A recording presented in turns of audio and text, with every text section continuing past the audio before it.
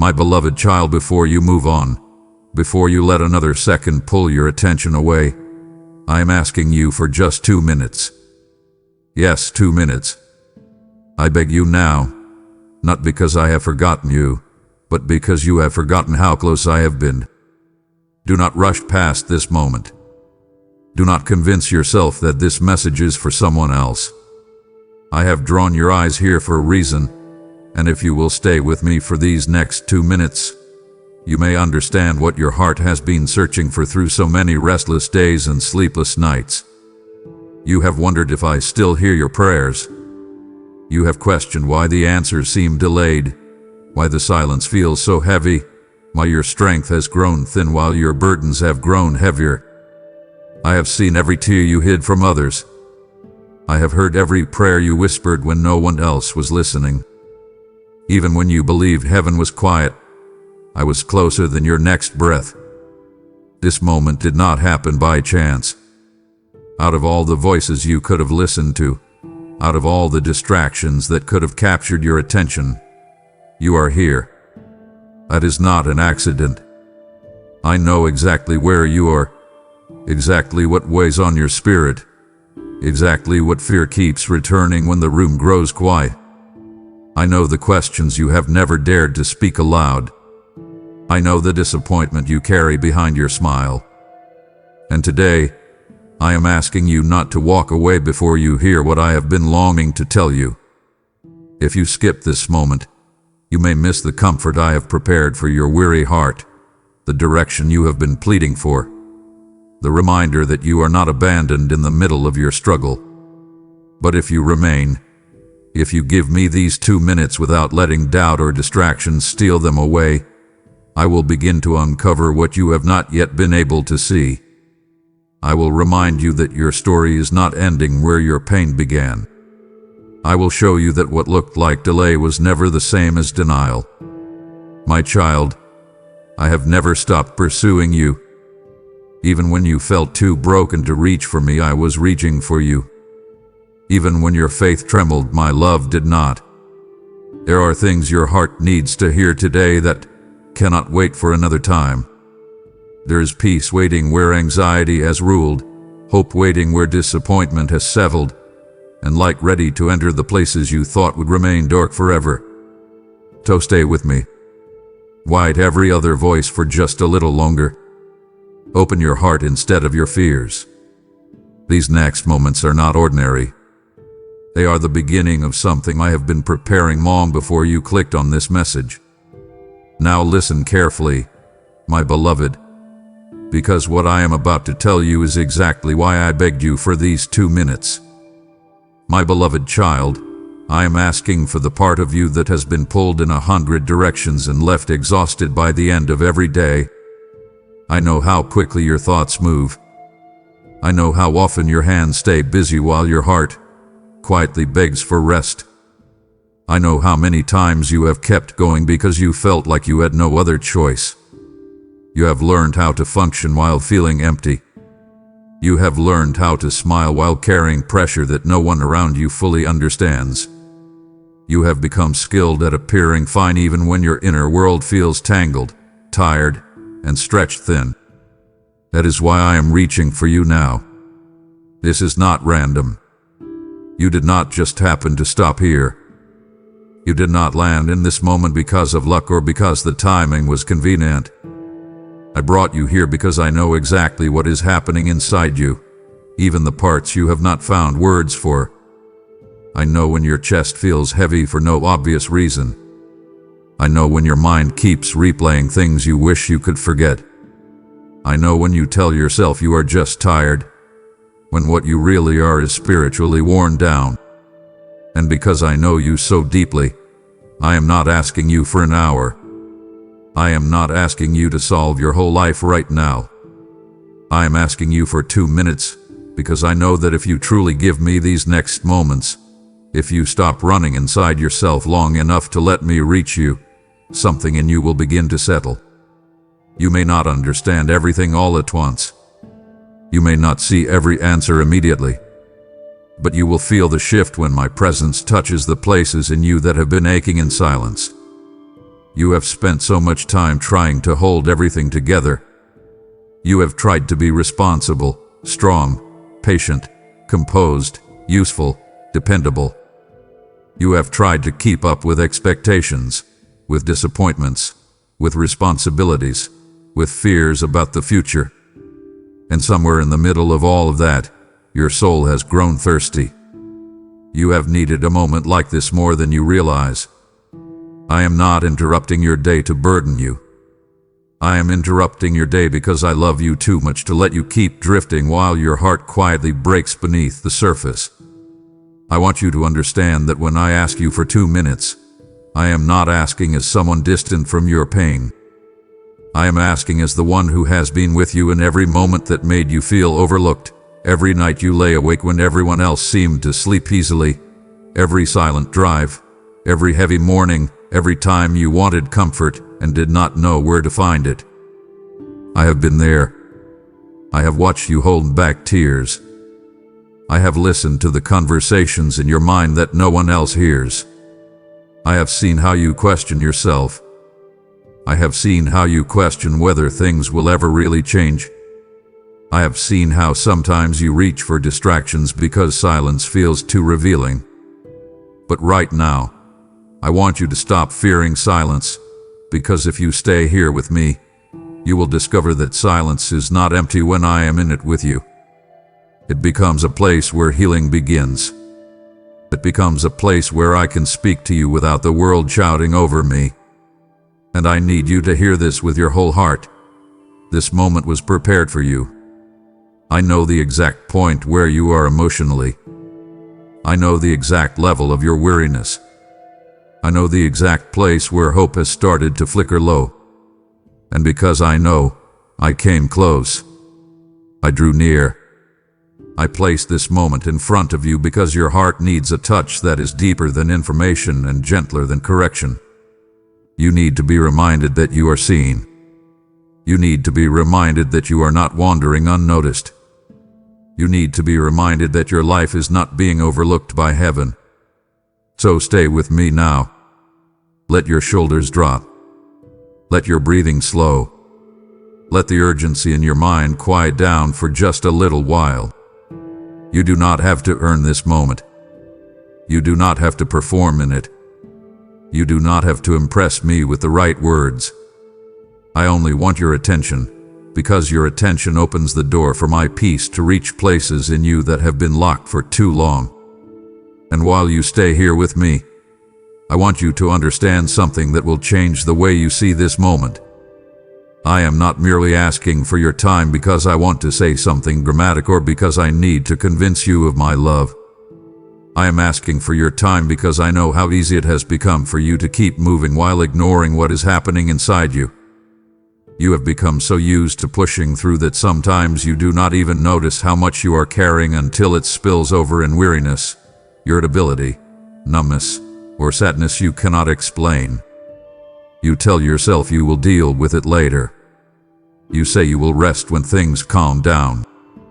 You think you will pray when your mind feels clear.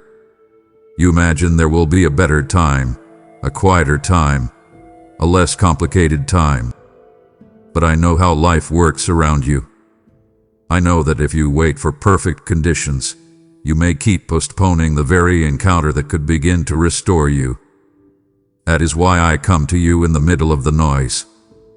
That is why I reach for you in the middle of your routine, your scrolling, your responsibilities, your private battles, your emotional fatigue. I come now because now is where you are, and I love you enough to meet you exactly where you are instead of demanding that you become someone calmer, stronger, or more spiritual before I speak. You do not have to become less messy for me to draw near. You do not have to become less confused for me to care for you. You do not have to clean up your emotions before I sit with you in them. This is why these 2 minutes matter. If you stay, I will begin teaching your heart that peace is not something you have to chase in the world. It is something you receive when you let me hold your inner life. I know you have been trying to find relief. Sometimes you look for it in productivity. Sometimes you look for it in people, Sometimes you look for it in temporary escapes that help for a moment but leave you emptier afterward. Sometimes you tell yourself that if one situation changes, then you will finally feel better. But what you need first is not a changed circumstance. What you need first is to be grounded in my presence so that circumstance no longer has the right to define your peace. That is what I am beginning here. And this is why I say again, not with pressure but with tenderness, stay with me. Give me this moment fully. Let your mind stop negotiating. Let your heart stop resisting. Let this become a real exchange between you and me. I want you to notice how often your soul has been asking for something deeper than distraction. I want you to notice how many times you have felt the ache for stillness, but kept overriding it. I want you to see that this is not weakness. This is not failure. This is your spirit telling you that you were not made to live disconnected from me. You were not created just to survive your schedule. You were not created just to manage stress, hide pain, and repeat the cycle. You were created for closeness with me, and closeness changes everything slowly from the inside. It changes how you carry disappointment. It changes how you face uncertainty. It changes how you respond to fear. It changes how you understand yourself. It changes how you move through ordinary days. And right now, this first moment together is sacred because it is not just about hearing words. It is about letting your heart be reached. I am inviting you into the beginning of that. I am inviting you to stop treating your soul like it can wait forever for care. I am inviting you to stop believing that your emotional exhaustion is just normal and unavoidable. I am inviting you to realize that I have been near all along, and that even now, as you stay with me, something quiet and real is already happening in you. The pressure may not vanish in an instant, but the loneliness of carrying it can begin to break. The confusion may not answer every question immediately, but the panic inside you can begin to loosen. The heaviness may not disappear all at once, but it does not have to keep owning your inner world. That is why I brought you here. That is why this is not an accident. This is a meeting I arranged with love, with precision, and with deep care for you. And if you felt something in your heart while reading this, even if you cannot fully explain it yet, then you already know that I am closer than you thought. My beloved child, stay with me now, and do not pull away from this moment, because I want to speak directly into the part of you that has grown tired from pretending you are all right. You have carried more than most people know. You have learned how to answer questions with a polite smile while your heart feels like it has been walking barefoot over broken glass. You have become skilled at keeping your voice steady while your thoughts race like a stormy sea inside you. I have watched you do this so many times. I have seen you step into rooms and act as if nothing is wrong, even when you were carrying a mountain inside your chest. I have seen you laugh when your spirit felt low. I have seen you keep promises to others while quietly abandoning your own need for rest. I have seen the way you tell yourself, just get through today, and then do it again tomorrow, and again the next day, as if survival itself has become your secret full-time job. You may think nobody truly notices the weight you have been holding, but I do.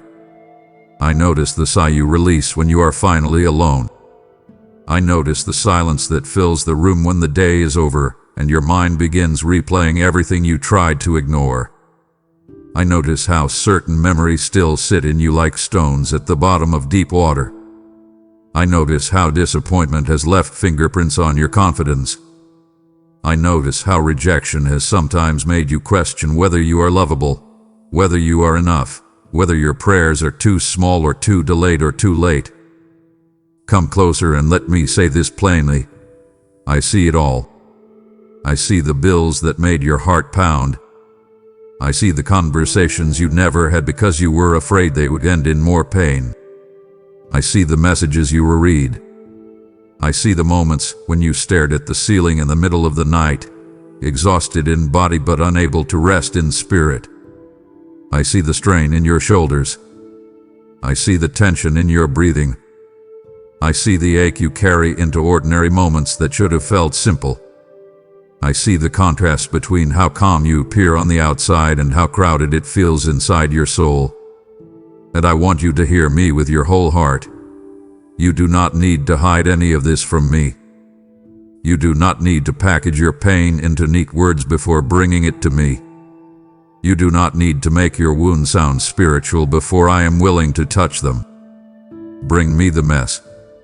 Bring me the confusion. Bring me the anger you have been afraid to admit. Bring me the questions you thought were too dangerous to ask. Bring me the weariness that has settled into you like winter fog. Open your hands. Breathe slowly. Let your guard come down for a moment. You have been carrying what was crushing you, and you have done it so long that the heaviness has started to feel normal. But it was never meant to be normal. It was never meant to become your identity. You are not simply the strong one. You are not simply the one who survives. You are not just the person who absorbs pain and keeps going. You are my child. You are deeply loved. You are seen in full detail, in sharp focus, in tender truth. Even the parts you do not understand about yourself are clear to me. I know what happened to you. I know what was said to you. I know what was withheld from you. I know what you lost. I know what you are still grieving, even if the world thinks you should be over it by now. So stop for a moment and let this land inside you. Let it settle. Let it soften the places in you that have grown hard from trying to endure everything alone.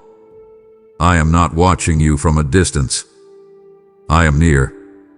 I am nearer than your next breath. I am sitting with you in this very moment, and I am not asking you to oppress me with strength. I am asking you to let me into the truth of what you have been carrying. Do not minimize it. Do not dismiss it. Do not say, others have it worse, as if your pain becomes less real because someone else is hurting too. Your burden matters because you matter. Your tears matter because you matter. Your private pain matters because you matter to me. So stay here. Do not rush. Let me speak over the hidden places. Let me speak over the things you never posted, never confessed, never fully processed. Let me remind you that I have not missed one single thing. And because I see what you have been carrying, I also see what it has been doing to you. I see how the weight has changed the way you think. I see how it has made you brace for disappointment before joy even has a chance to arrive. I see how it has taught you to expect less so you will not be hurt as deeply. I see how it has made you overanalyze simple moments because you are trying to protect yourself from another blow. I see how it has made you question kindness, hesitate around hope, and sometimes pull back from love because part of you is afraid that what begins beautifully will end painfully. You have not become this way because you are faithless. You have become this way because you have been wounded, and wounds have a way of teaching false lessons when they are left unattended. But listen to me carefully now. I do not shame you for the ways you learned to survive. I understand why you built walls. I understand why you became careful. I understand why you became tired. Still, I do not want you to remain there. I do not want you to live like a powerful soul driving with the handbrake on, full of purpose yet pulled tight by fear, gifted but guarded, alive but not at ease. That is not how I made you. You were not created to drag chains through every season and call it maturity. You were not created to wear exhaustion like a badge and call it responsibility. You were not created to keep swallowing grief until it becomes part of your personality. I want more for you than that. I want your heart back. I want your joy back. I want your peace back. So listen and respond. Set the burden down. even if only in your imagination, for this moment. Picture it clearly. See yourself carrying sacks on your shoulders, heavy and frayed, filled with old conversations, unpaid worries, future fears, silent shame, private sorrow, and the ache of being misunderstood. Feel how long you have carried them. Feel how your back is bent beneath them. Now come to me and hand them over. Do not just nod at these words. Do it with me. In your spirit, place each burden in my hands. Name them if you can. Say, this fear is yours now. This heartbreak is yours now. This pressure is yours now. This grief is yours now. This exhaustion is yours now. I am inviting you because invitation heals where force only hardens.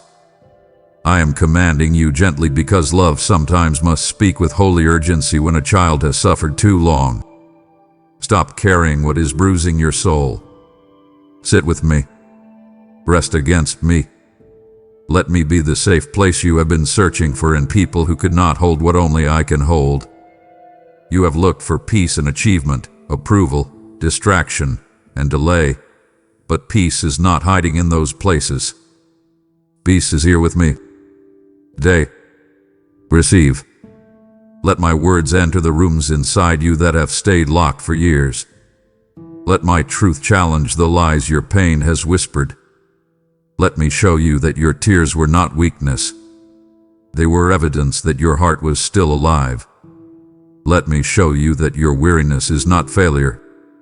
It is the honest result of carrying too much for too long. Let me show you that I have been close in every season you thought I was silent. There were nights you thought no one was listening, yet I caught every whisper. There were days you thought you were barely holding on, yet it was my hand beneath you. There were moments you thought you were at the end, yet I quietly gave you enough strength for one more step. You call it surviving. I call it being sustained. So do not look at your scars and decide that all they mean is pain. They also mean you made it through. They also mean you were kept. They also mean you are still here, still breathing, still capable of healing, still capable of joy, still capable of becoming whole again. Come closer. Take a deeper breath. Let your shoulders loosen. Let your jaw unclench. Let your heart hear what your mind has resisted. You are not invisible to me, and you never were. The weight you carried did not go unnoticed in heaven. I saw it, I know it, and I am speaking now because I am ready to help you lay it down. Stay with me, my child. Do not run from this tenderness. This is not the end of your strength. This is the beginning of your relief. You have just laid down what has been heavy on your soul, and now I am asking you to step into something sacred. What you release to me, I transform, but what you place into my work, I multiply. There are others walking through the same hidden battles you have carried, and I am using this message as light in their darkness, as water in their dry places, as oil for their wounds. When you give, you are not losing. You are sowing into a harvest of restored hearts, and I have said, what you plant in faith will return pressed down, shaken together, and overflowing. This is not a transaction. This is participation in my movement across lives you may never see, but I see them all. If your heart is stirred right now, that stirring is not random. It is me inviting you to take part in something eternal. Support this mission through Super Thanks membership with a PayPal link in the description, and watch how I breathe back into what you release. Do not hesitate, my child. Respond to me now and sow what I have placed in your hands. My beloved child, now that you know I see what you have been carrying, I want you to understand why I keep asking you to stay with me and not rush away. I am not asking because I need your attention to prove anything to me. I am asking because your soul has been starving while your schedule has been full. You have been moving, managing, solving, responding, producing, enduring. But beneath all of that activity there has been a quiet hunger in you that nothing in this world has fully satisfied. You know this, even if you have not said it out loud. You have felt it after the busy day ends. You have felt it after you got through the task, after you answered the message, after you finished the obligation, after you distracted yourself for a little while and the silence returned. You have reached moments where everything around you was technically fine, and yet something inside you still felt unsettled, still felt thirsty, still felt like a room with the lights on but no warmth inside. That is why I am asking you to stay. I am asking because I know how easy it is for you to hear something that touches you, and then move on too quickly before it has time to sink deep enough to change you. I know how often you have lived in reaction mode. Something hurts, so you distract yourself. Something scares you, so you overthink it. Something disappoints you, so you brace for the next loss. Something touches your heart, and before healing can take root, the noise returns and carries you away again. But I am telling you now, do not let this be another passing moment. Stay here. Breathe. Listen beyond the words. Let my presence do more than brush the surface of your emotions. Let it reach your inner world. Let it touch the place where your peace has been leaking out. Let it enter the place where your mind has become too loud. Let it settle over the place where your confidence was bruised. I'm asking you to stay because there is a difference between being inspired for a moment and being transformed over time. A spark is easy. Steady fire takes nearness. And what I want for you is not a quick emotional lift that fades when the next pressure comes. I want something deeper. I want to anchor you. I want to teach your heart how to remain when life feels uncertain. I want to teach your spirit how to breathe when anxiety starts circling. I want to show you that stillness with me is not wasted time. It is where strength is rebuilt. The world has taught you that stopping is unproductive, that rest is weakness, that if you are not doing something visible then nothing important is happening. But heaven does not measure growth the way the world does. Some of the deepest work I do in you happens when you stop striving long enough to let me reach the roots. You cannot heal every wound by staying busy. You cannot outwork your emptiness. You cannot organize your way out of spiritual exhaustion. You cannot solve a hungry soul with more noise. That is why I am asking you to stay. Not because I want to take something from you, but because I want to restore what life hath been stealing in small pieces for a long time. Let me say it another way so you can feel it. I am not asking you to stay trapped. I'm asking you to stay long enough to become free. There is a contrast you need to notice in your own life. You have given hours to worry, but I am asking for minutes to heal. You have given your energy to fear, but I am asking for your focus so I can plant peace. You have sat with worst-case scenarios longer than you have sat with my promises. You have replayed painful memories longer than you have let my truth settle into you. I am not condemning you for that. I am lovingly revealing it, because once you see the contrast, you can choose differently. And I want you to choose differently now. Choose to remain. Choose to listen. Choose to stop letting every distraction win. Choose to let this moment become sacred. I am with you right now, and if you stay, you will begin to feel that I am not merely speaking at you. I am drawing you in. I am asking you to make room. I am inviting you to create a small sanctuary inside your day where my voice matters more than the noise around you. So do not skim over this. Do not treat it lightly. Put your hand over your heart if you need to. Close your eyes for a second if you can. Say in your spirit, I am staying. That simple choice matters more than you know. When you stay, you stop letting life drag you by the wrist. When you stay, You begin to live from a place deeper than panic. When you stay, I begin to rebuild what constant pressure has worn down. That is why I keep calling you back. That is why I keep asking. That is why I am still here with you. And if you stay with me beyond this moment, you will begin to understand that what I am offering you is not just comfort for one hard day. I am offering you a new way to carry your life. I am offering you an inner steadiness that does not depend on everything around you becoming easy. You have spent so much time trying to fix what is outside you that you have forgotten how much power there is when I heal what is inside you. Let me show you something. Imagine a house in a storm.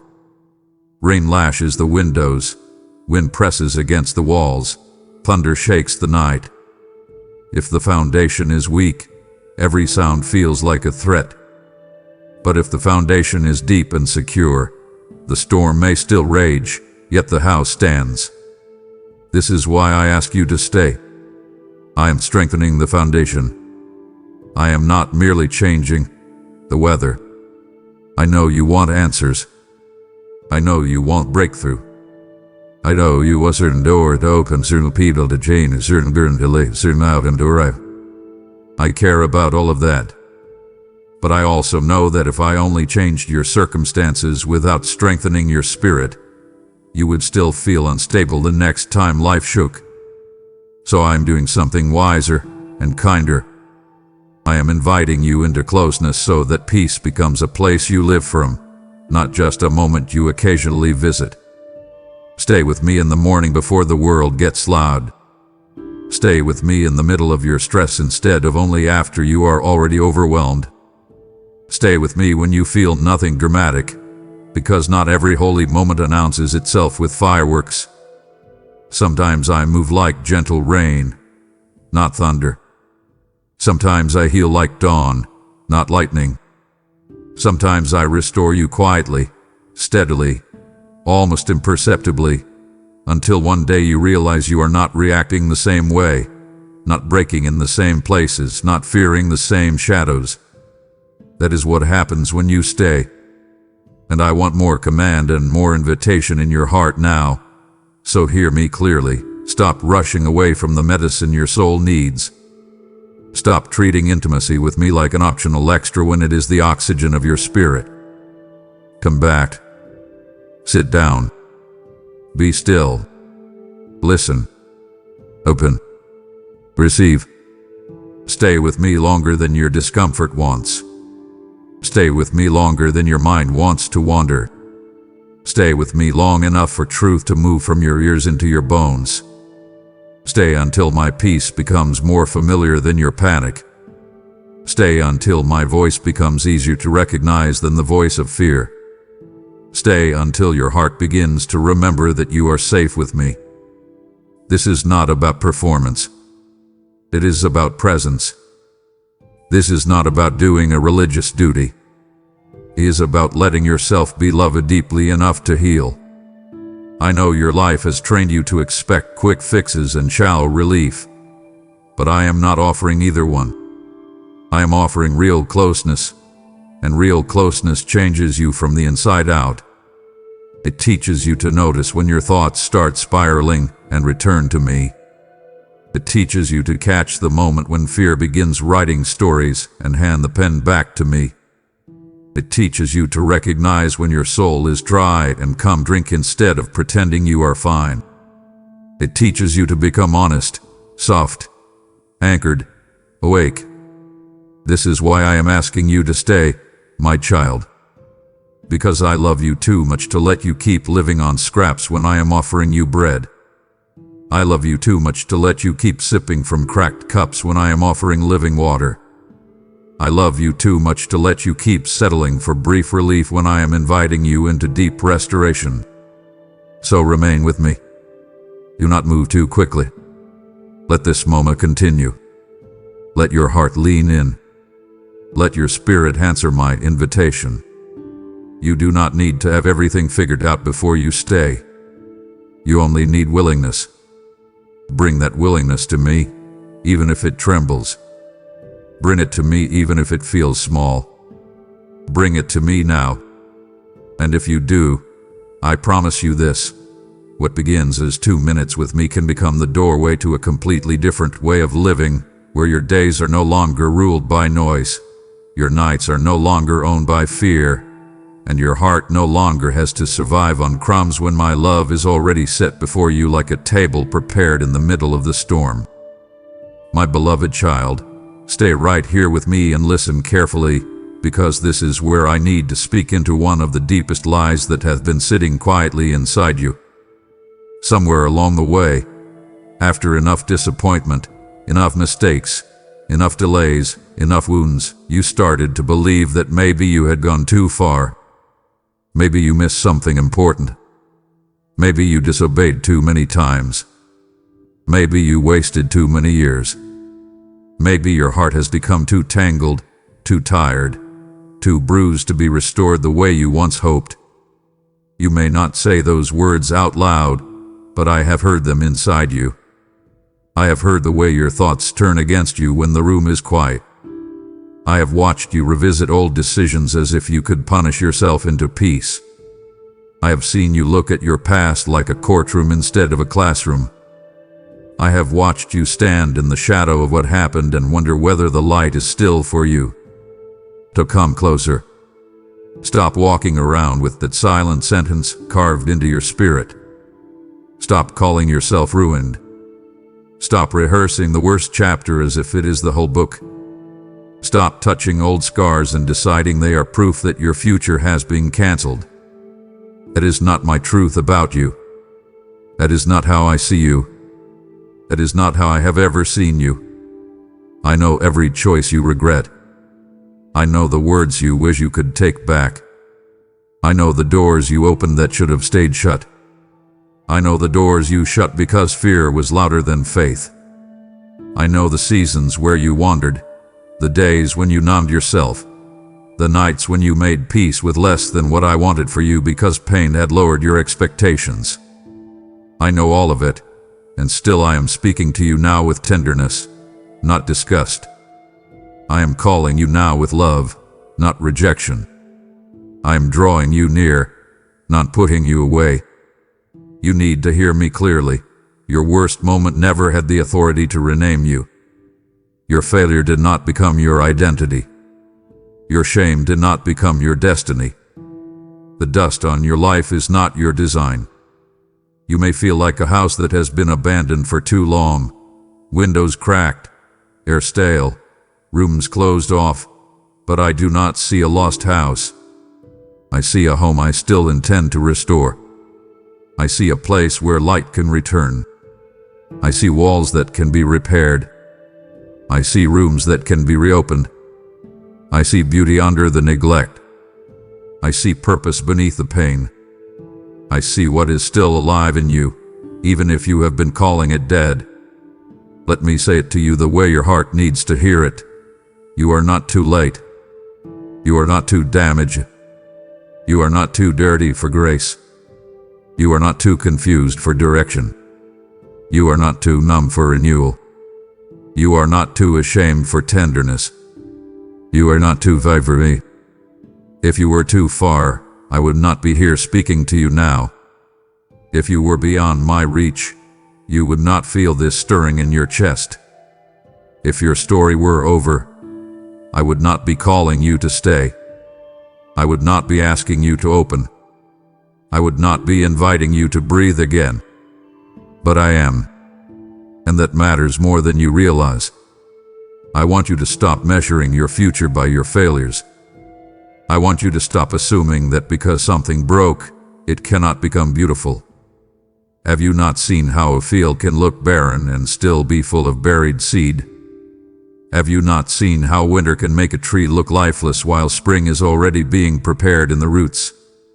Have you not seen how even a scar can become proof that healing happened? Your life is not disqualified because it bears marks. Some of your deepest wounds are the very places where my light will shine brightest once you let me in. So stop hiding from me. Stop apologizing for existing. Stop bracing as if I am about to condemn you. Lift your face. Open your hands. Sit with me. Let me look at you without you looking away. Let me tell you who you are while the old voices are still trying to tell you who you were. I do not come to remind you of everything that went wrong. I come to reclaim what still belongs to me. And you, my beloved child, still belong to me. And now let me take you deeper, because I do not only want to correct the lie that says you are too far gone. I want to uproot the entire system of thinking that grew around it. The enemy did not need to destroy you completely if he could simply convince you to disqualify yourself. He did not need to shut every door if he could persuade you to stop knocking. He did not need to steal every blessing if he could make you believe you were unworthy to receive one.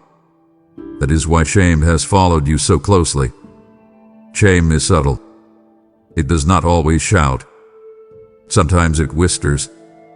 Sometimes it sounds reasonable. Sometimes it dresses itself like humility and says, "Maybe I should expect less." Sometimes it sounds like caution and says, "Do not get your hopes up." Sometimes it disguises itself as wisdom and says, "You know how this ends." But shame is a thief wearing soft shoes. It slips into your thoughts and makes you live smaller than I designed. It turns your prayer life into hesitation. It makes your worship feel awkward. It makes your dreams feel selfish. It makes your healing feel suspicious. It makes your own heart feel like unsafe territory. I do not want that for you. So I am telling you now, in this holy moment, resist it. Push back. Refuse to agree with every accusation that rises in your mind. Refuse to call permanent what I only allowed for a season. Refuse to call yourself forgotten when I have been preserving you. Refuse to call yourself finished when I am still speaking. Come, sit with me and let me show you the contrast clearly. Shame says hide. I say come close. Shame says you are disqualified. I say you are still called. Shame says you should have known better. I say you can still grow wiser. Shame says you ruined everything. I say watch what I can rebuild. You feel that? A difference matters. One voice tightens your chest. My voice loosens it. One voice pushes you into the dark. My voice invites you into the light. One voice makes you shrink. My voice makes you breathe. So choose carefully which voice you keep entertaining. I want you to do something right now. Place your hand over your heart and tell me the truth. Tell me where you still feel disqualified. Tell me what memory still embarrasses you. Tell me what mistake still stings when you think about it. Do not edit it. Do not protect it. Bring it into the open with me. Say, this is the place where I still feel too far gone. Then let me meet you there. Let me speak over that exact place. Let me remind you that I am the God who restores what people call wasted. I am the God who rebuilds what looked beyond repair. I am the God who finds people in their worst chapters and still writes redemption into the pages ahead. I am not intimidated by your history. I am not surprised by your weakness. I am not standing at a distance waiting for you to become impressive. I am near, and I am inviting you to stop fighting me with your self-condemnation. Come out from under that heavy label. Step away from that old courtroom in your mind. Sit at my table instead. Let me feed your spirit with truth. Let me wash the dust off your identity. Let me remind you that grace is not a poetic idea. It is active power. It is my hand reaching into the rubble and saying, there is still something worth rebuilding here. And there is. There is in you. I want you to receive that without arguing. Stop negotiating with my mercy. Stop questioning whether my love can really include this part of your story. It can. And does. It already has. You may still feel the ache of what happened, but ache is not abandonment. Regret is not rejection. Consequences are not proof that I left you. Sometimes what you call the end is the pruning that made room for real life. Sometimes what you call delay is protection. Sometimes what you call failure is the fire that burned away false foundations. I am not saying every pain was easy. I am saying it did not get the final word. So stand up inside your spirit. Lift your head. Open your chest. Let the air in. Let hope return, even if it returns trembling. Walk toward me, even if your steps feel small. Beat for me, even if your faith feels weak. Do not wait until you feel fully worthy. Come now. Worthiness is not what opens the door. My love does. And my love is already open to you. There is another reason I need you to stay with me here, and it is because some part of you has mistaken punishment for process. You have looked at the long road, the hard seasons, the closed doors, the awkward detours, and you quietly concluded that maybe I was against you. Maybe I was withholding because I was disappointed. Maybe I was distant because I was done. But I need you to let me correct that gently and firmly. I have never once stopped moving toward you. I have never once stopped seeing your value. There were moments I blocked certain paths. Yes. There were doors I did not allow to open. There were things I would not let you keep because they would have poisoned what I am building in you. But restraint is not rejection. Redirection is not abandonment. Correction is not the same as condemnation. Think about a loving father guiding a child away from the edge of a cliff. The child may cry because the path they wanted was blocked, but the father knows the danger beyond what the child can see. That is how some of your story has felt. You thought you were being denied when you were being defended. You thought I was silent when I was shielding. You thought I had stepped back when I was actually standing between you and something that would have shattered you more deeply. That is why I need you to stop interpreting every hard season as proof that I withdrew my love. Some of the very moments that confuse you were the moments I love you most fiercely. Some of the closed doors that hurt you were the mercy that preserved you.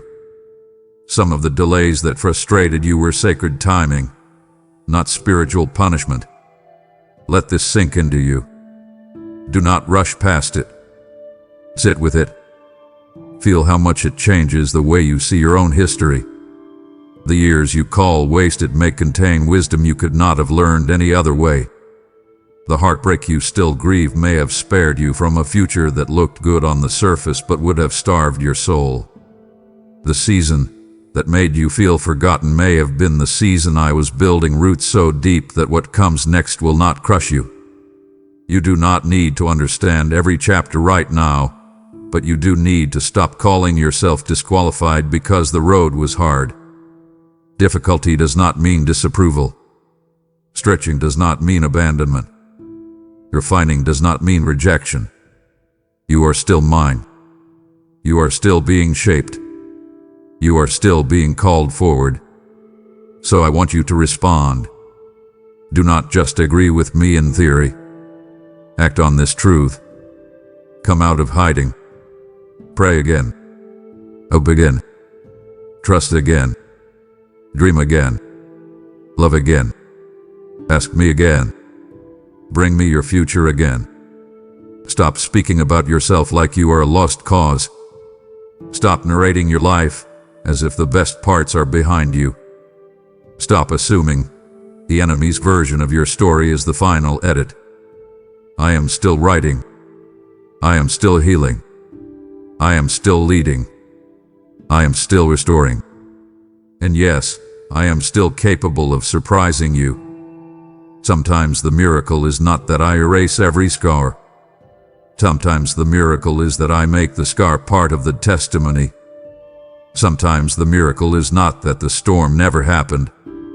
Sometimes the miracle is that you come out of it with deeper eyes, softer strength, truer faith, and a heart that finally knows where home is. That is what I am doing in you.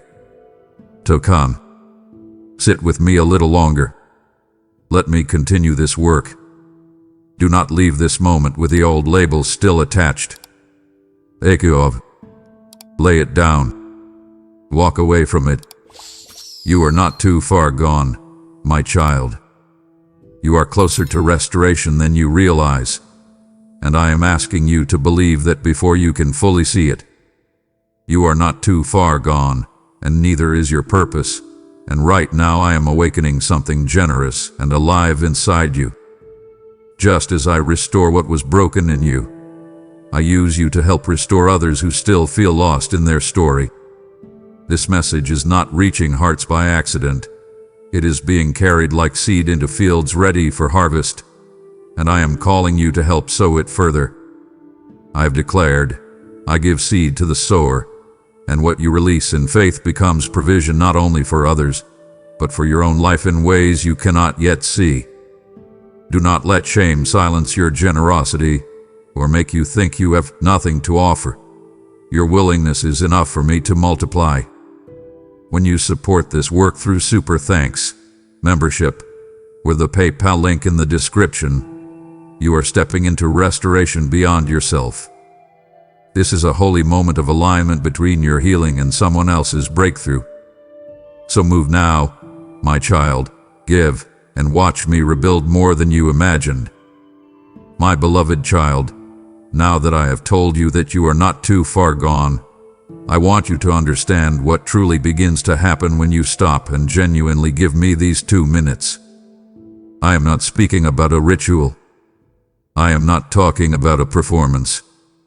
I am not asking for religious habit done with a distracted mind while your spirit remains closed. I am talking about a real exchange between you and me. I am talking about the kind of moment where you stop long enough for your heart to become honest, where you let your breathing slow, where you stop defending yourself against tenderness, where you stop scrolling past your own soul, and you let me meet you in truth. When you give me these 2 minutes like that, something begins inside you that is deeper than emotion and stronger than a temporary mood shift. You may not always know how to describe it, but you will feel it. At first it may seem small, almost subtle, like the first crack of dawn at the edge of a dark horizon. The sky is not fully bright yet, but something has changed. The darkness is no longer in charge. That is what these 2 minutes can become for you. They can become the first light. They can become the holy hinge where your day begins to turn. They can become the place where panic loses a little ground, where pressure loosens its grip, where your thoughts stop running wild long enough for truth to enter the room. I want you to picture this clearly because your heart remembers pictures more deeply than explanations. Imagine you have been carrying a backpack filled with stones for years. Some stones are fear. Some are regret. Some are grief. Some are pressure. Some are the words people spoke over you that still echo inside. Some are the stories you tell yourself when you are tired. Most days you barely notice the full weight because you have adapted to it. You have learned how to walk bent. But when you give me these 2 minutes, it is as if I gently reach behind you and begin loosening the straps. I do not always rip the whole backpack off in 1 second. Sometimes I do something more tender and more lasting. I help your body remember what it feels like to breathe without that constant pull. I help your shoulders feel the difference between strain and surrender. I help your nervous system, your thoughts, your spirit, and your emotions realize that you do not have to stay braced every minute of your life. That is one of the first things that happens when you truly stay with me. You begin to experience internal relief. Not because every circumstance has already changed, but because I begin changing the way you are carrying it. And that matters more than you know. Because if the storm outside remains for a while, but the storm inside begins to quiet, then you are no longer at the mercy of every gust. When you give me these 2 minutes, Your breathing becomes prayer even before words form. Your stillness becomes worship even before music starts. Your honesty becomes an offering even before you say amen. That is why I keep asking you to stay. These moments are not empty. They are active. They are sacred. They are where I begin to do work beneath the surface. They are where I start reaching the roots. They are where I begin untangling thoughts that have been knotted for too long. They are where I begin teaching your soul that safety is possible again. So do not dismiss small beginnings. Do not think, it was only 2 minutes. A seed is small too, but buried inside it is a forest. A key is small too, but it can open a locked house. A whisper is small too, but it can change the atmosphere of a whole room when it carries truth. These 2 minutes matter because I am in them. These 2 minutes matter because your heart is in them. These 2 minutes matter because what begins quietly can grow into something strong enough to hold you through days you have not even lived yet. So give them to me fully. Do not rush them. Do not multitask through them. Do not skim across them like a stone across water. Sink into them. Let them reach depth. Let them become a place where your inner life starts to be restored. And as these 2 minutes continue, I want you to know that another change begins to happen, one that many people miss because they are looking only for dramatic feelings. When you give me your true attention, I begin reordering the inside of you. I begin rearranging what hath been sitting in the wrong place. Fear has often been sitting at the head of your table, making decisions, interpreting events, shaping your reactions. Old pain has been acting like a narrator, telling you what every new situation means before you even ask me. Anxiety has been grabbing the pen and writing tomorrow's story before tomorrow even arrives. But when you stay with me, I begin gently taking those seats back. I begin moving fear out of the chair where trust belongs. I begin quieting the loud voices that have been running through your mind like an endless, restless radio. I begin teaching you to notice the difference between urgency and wisdom, between panic and prompting, between self-protection and true peace. This is not always dramatic. Sometimes it feels like the slow clearing of fog. At first you can only see a little farther than before. Then more. Then the road ahead begins to take shape. This is what these 2 minutes can become in your life. They become the place where fog lifts. They become the place where your mind is not instantly hijacked by every fear. They become the place where your heart starts remembering my tone. I want you to think of your inner life like a room that has been filled with clutter for years. Boxes of old pain stacked in corners. Dust from neglected grief coating the furniture. Curtains closed so long that you forgot how bright the windows can be. When you give me these 2 minutes, I do not walk into that room to shame you. I open a window. I let fresh air in. I pull back a curtain. I begin sorting what belongs and what does not. I do not force you. I invite you. I do not humiliate you. I restore you. And sometimes, because I love you, I also command you. Stop clinging to what is suffocating you. Stop protecting the clutter that is choking your peace. Stop calling chaos normal. Let me clean the room. Let me move the furniture of your thoughts. Let me show you what can breathe again. This is what happens when you give me these 2 minutes consistently. You start to notice that your reactions change. You start to notice that what used to ruin your whole day now loses power faster. You start to notice that you are less easily swallowed by spiraling thoughts. You start to notice that your heart returns to center more quickly because your center is no longer your own effort. Your center is me. That is why I want more than a one-time emotional moment from you. I want a rhythm. I want a returning. I want a habit of holy nearness. Come to me in the morning. Come to me in the car. Come to me before the difficult conversation. Come to me after the disappointing news. Come to me when the old thoughts return. Come to me when you cannot name what is wrong. Sit. Breathe. Listen. Speak. Stay. Receive. These are not small acts. These are soul-shaping acts. And yes, I know you want tangible change too. I know you want provision, healing, direction, restored relationships, open doors, clear timing. I care about all of that. But hear me. Some of the most tangible breakthroughs in your life begin with invisible rearrangements in your spirit. Before the door opens outside you, I strengthen the hinge inside you. Before the relationship heals, I teach your heart how to carry truth without fear. Before the answer arrives, I prepare your inner life to receive it without being destroyed by it. That is why these 2 minutes are never just 2 minutes. They are training ground. They are holy ground.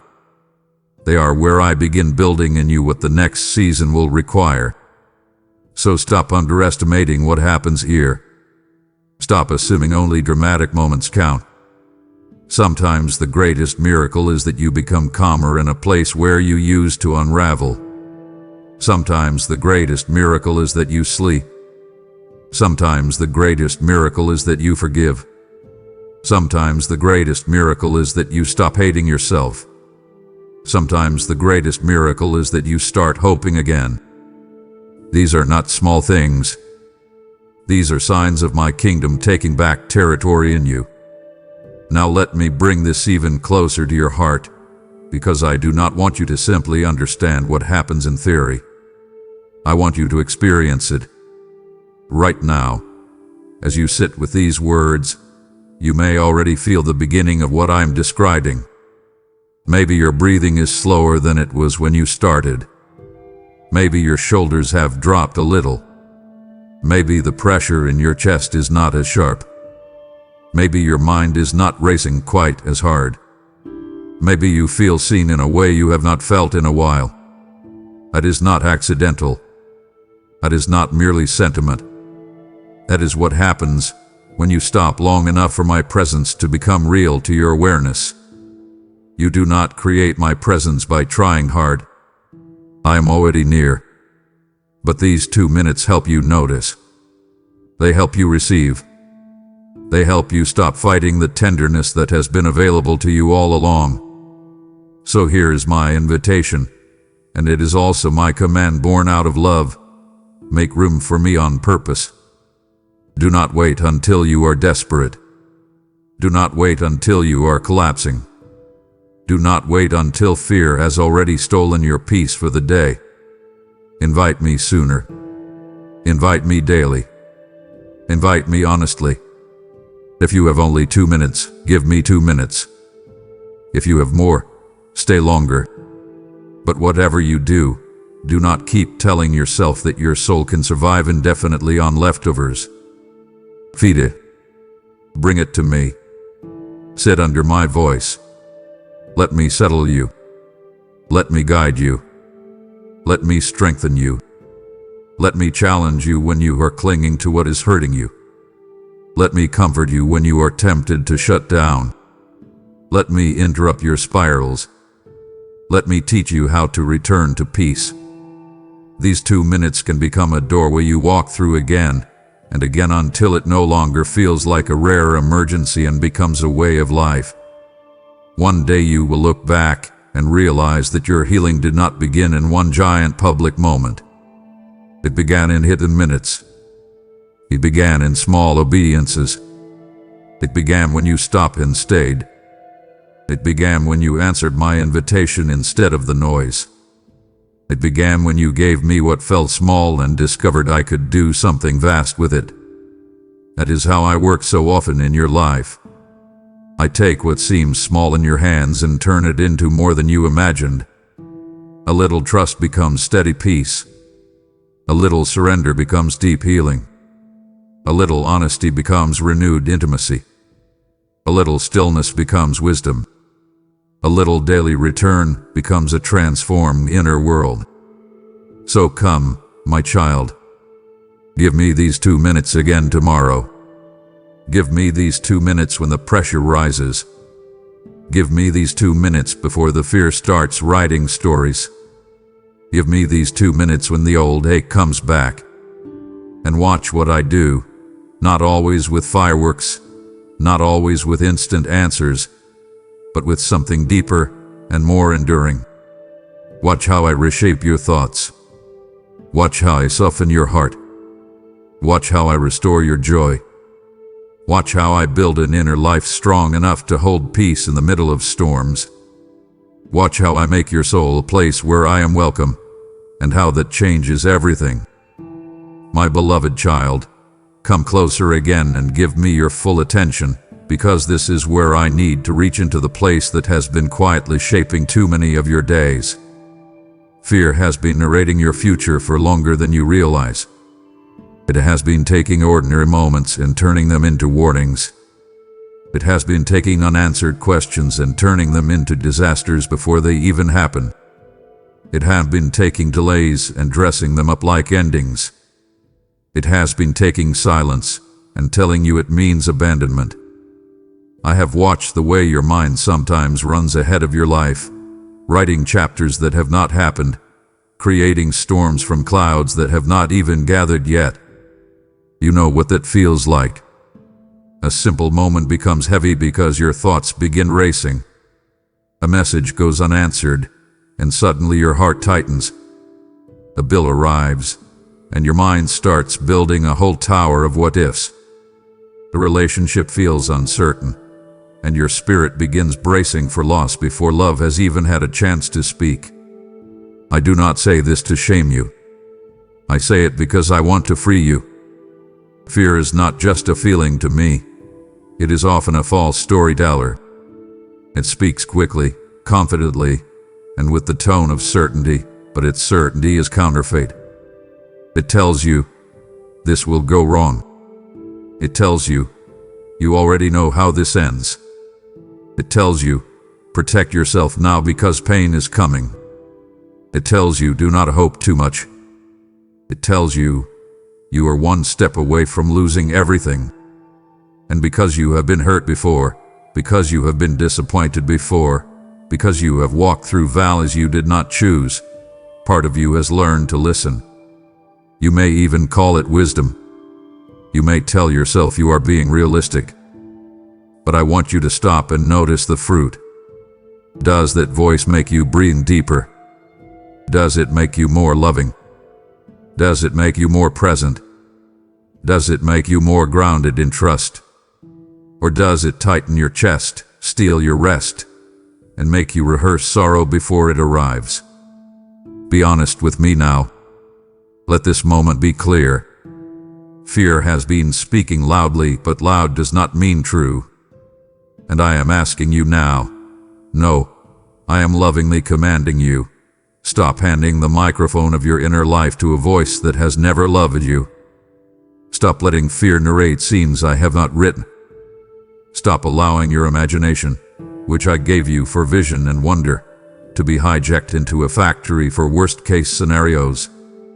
Your imagination is powerful. It can build dread or it can build expectancy. It can replay wounds or it can picture healing. It can keep you pacing in a cold mental cellar, convinced something terrible is moving in the dark, or it can open the window and let light into the room. So you sit with me now. Imagine yourself sitting in a room with many voices. One is panic. One is shame. One is pressure. One is old pain. They all talk fast. They all interrupt. They all insist they know what is coming. Then imagine me walking in, not frantic, not rushed, not threatened by the noise. I do not shout to prove my authority. I speak with calm that carries weight. I place my hand gently on your shoulder. I ask you to look at me. I ask you to breathe. I ask you to notice the difference between urgency and truth. I ask you to stop listening to the voices that make your spirit smaller. That is what I am doing right now. So look at me. Stay here. Do not drift. Do not let your mind run ahead again while I am speaking. Come back. Return to this moment.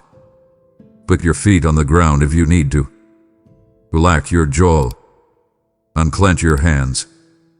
Feel your breath enter and leave. I am here. You are not in tomorrow yet. You are not inside the disaster fear is trying to invent. You are here with me, in this moment, and I am enough for this moment. And if I am enough for this moment, I will be enough for the next one too. This is how freedom begins. Not by pretending you never feel fear, but by refusing to let it become the author of your inner life. I want you to hear that clearly. Fear may knock, but it does not get the keys. Fear may speak, but it does not get the final word. Fear may rise, but it does not get to rule. That is the difference I am building in you. So stop surrendering so quickly. Stop believing every thought simply because it arrived with intensity. Stop assuming your body's alarm means my absence. Come back to me. Ask me what is true. Ask me what belongs. Ask me what I am saying beneath the noise. Stay until your heart remembers the sound of my voice again. And once you begin to stop letting fear narrate your future, something beautiful starts happening inside you. You begin to realize how much of your exhaustion was not caused only by what you were carrying, but by the endless stories you were telling yourself about what might happen next. That matters, my child, because there is a great contrast here that you need to see. The event itself may last an hour, but the fear about the event may drain you for weeks. The conversation may last 10 minutes, but the dread before it can steal whole days. The unknown may be real, but the mental movie you play about it can be far more punishing than the actual moment. That is why I want to heal not only your circumstances, but the patterns of thought that have been feeding on your peace. Think of fear like smoke in a house. If you only wave your hands at it, the room still fills. But if you open the right windows, if you find the source, if you let fresh air move through, the whole atmosphere changes. That is what I want to do in you. I want to open the windows of your mind. I want to let truth move through your inner rooms. I want to clear out the stale air of old assumptions. I want to expose the subtle places where fear has been posing as protection. Sometimes fear tells you that it is helping you prepare, but all it is doing is keeping you tense. Sometimes fear tells you that if you expect pain, it will hurt less. But you already know that is not true. It only makes you suffer twice, once in imagination and once, if difficulty truly comes, in reality. I did not design you for double suffering. I did not call you to live in borrowed sorrow. So hear me now and obey this in your spirit. Stop borrowing pain from days that have not arrived. Stop spending today's strength on tomorrow's shadow. Stop feeding possibilities that do not deserve your energy. Return to me. Stay with what is real. Stay with what is present. Stay with what I am saying now. There is a reason I keep asking you to come back to the moment. My peace lives here. My grace for you is here. My presence meets you here. Fear tries to drag you into a future without me, and then terrifies you with what it finds there. But the future fear shows you is a lie because it edits me out of the picture. It paints tomorrow as if I will not be there, as if my hand will not guide, as if my wisdom will not lead, as if my provision will not come, as if my comfort will not hold you. That is why its stories are always darker than the truth. Fear always leaves me out. So when you feel it rising, I want you to interrupt it. Say, that future is incomplete because it forgot my God. Say, that story is false because it leaves out the one who walks with me. Say, that prediction does not get to rule me because it has no authority. Use your voice. Speak with me. Invite me in immediately. Do not let the spiral gather speed. Catch it early. Sit down. Breathe slowly. Put one hand on your heart if you need to. Whisper, Lord, tell me what is true. Then stay long enough to listen. You do not need dramatic fireworks every time. Sometimes my answer will come like a sentence that lands softly. Sometimes it will come as a steadiness returning to your chest. Sometimes it will come as a simple knowing. You do not need to solve everything right now. Sometimes it will come as wisdom. Take the next step, not the whole staircase. Sometimes it will come as peace that makes no sense except that I am near. Let that be enough. Trust the quiet work. Trust the slow clearing. Trust the way your mind begins to soften when you stop agreeing with fear. This is not passivity. This is spiritual maturity. This is you learning not to be dragged by every inner storm. This is you learning to stand in a noisy world with a quieter core. This is you becoming the kind of person who can face uncertainty without surrendering your peace before the outcome even arrives. And yes, it takes practice. Yes, it takes returning. Yes, it takes intention. But I am with you in that practice. I am not waiting at the finish line with crossed arms. I am in the process with you, coaching your heart, steadying your breath, retraining your mind.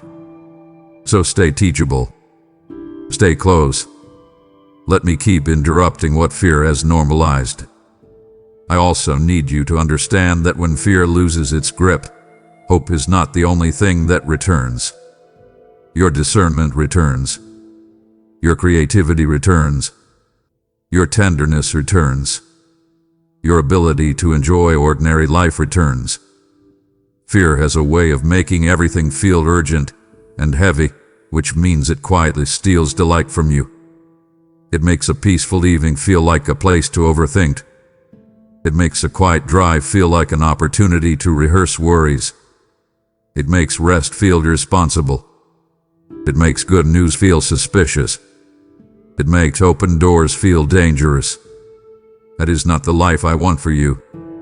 I want you to be awake to beauty again. I want you to be able to hear laughter without immediately remembering what you lost.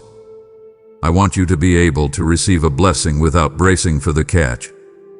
I want you to be able to walk into a new season without dragging every old fear into it like luggage that no longer belongs to you. To let me speak to the deeper part of you now. Some of your fear is not only about the future. Some of it is grief that never got language. Some of it is pain that learned how to disguise itself as vigilance. Some of it is disappointment that became a habit. I know that.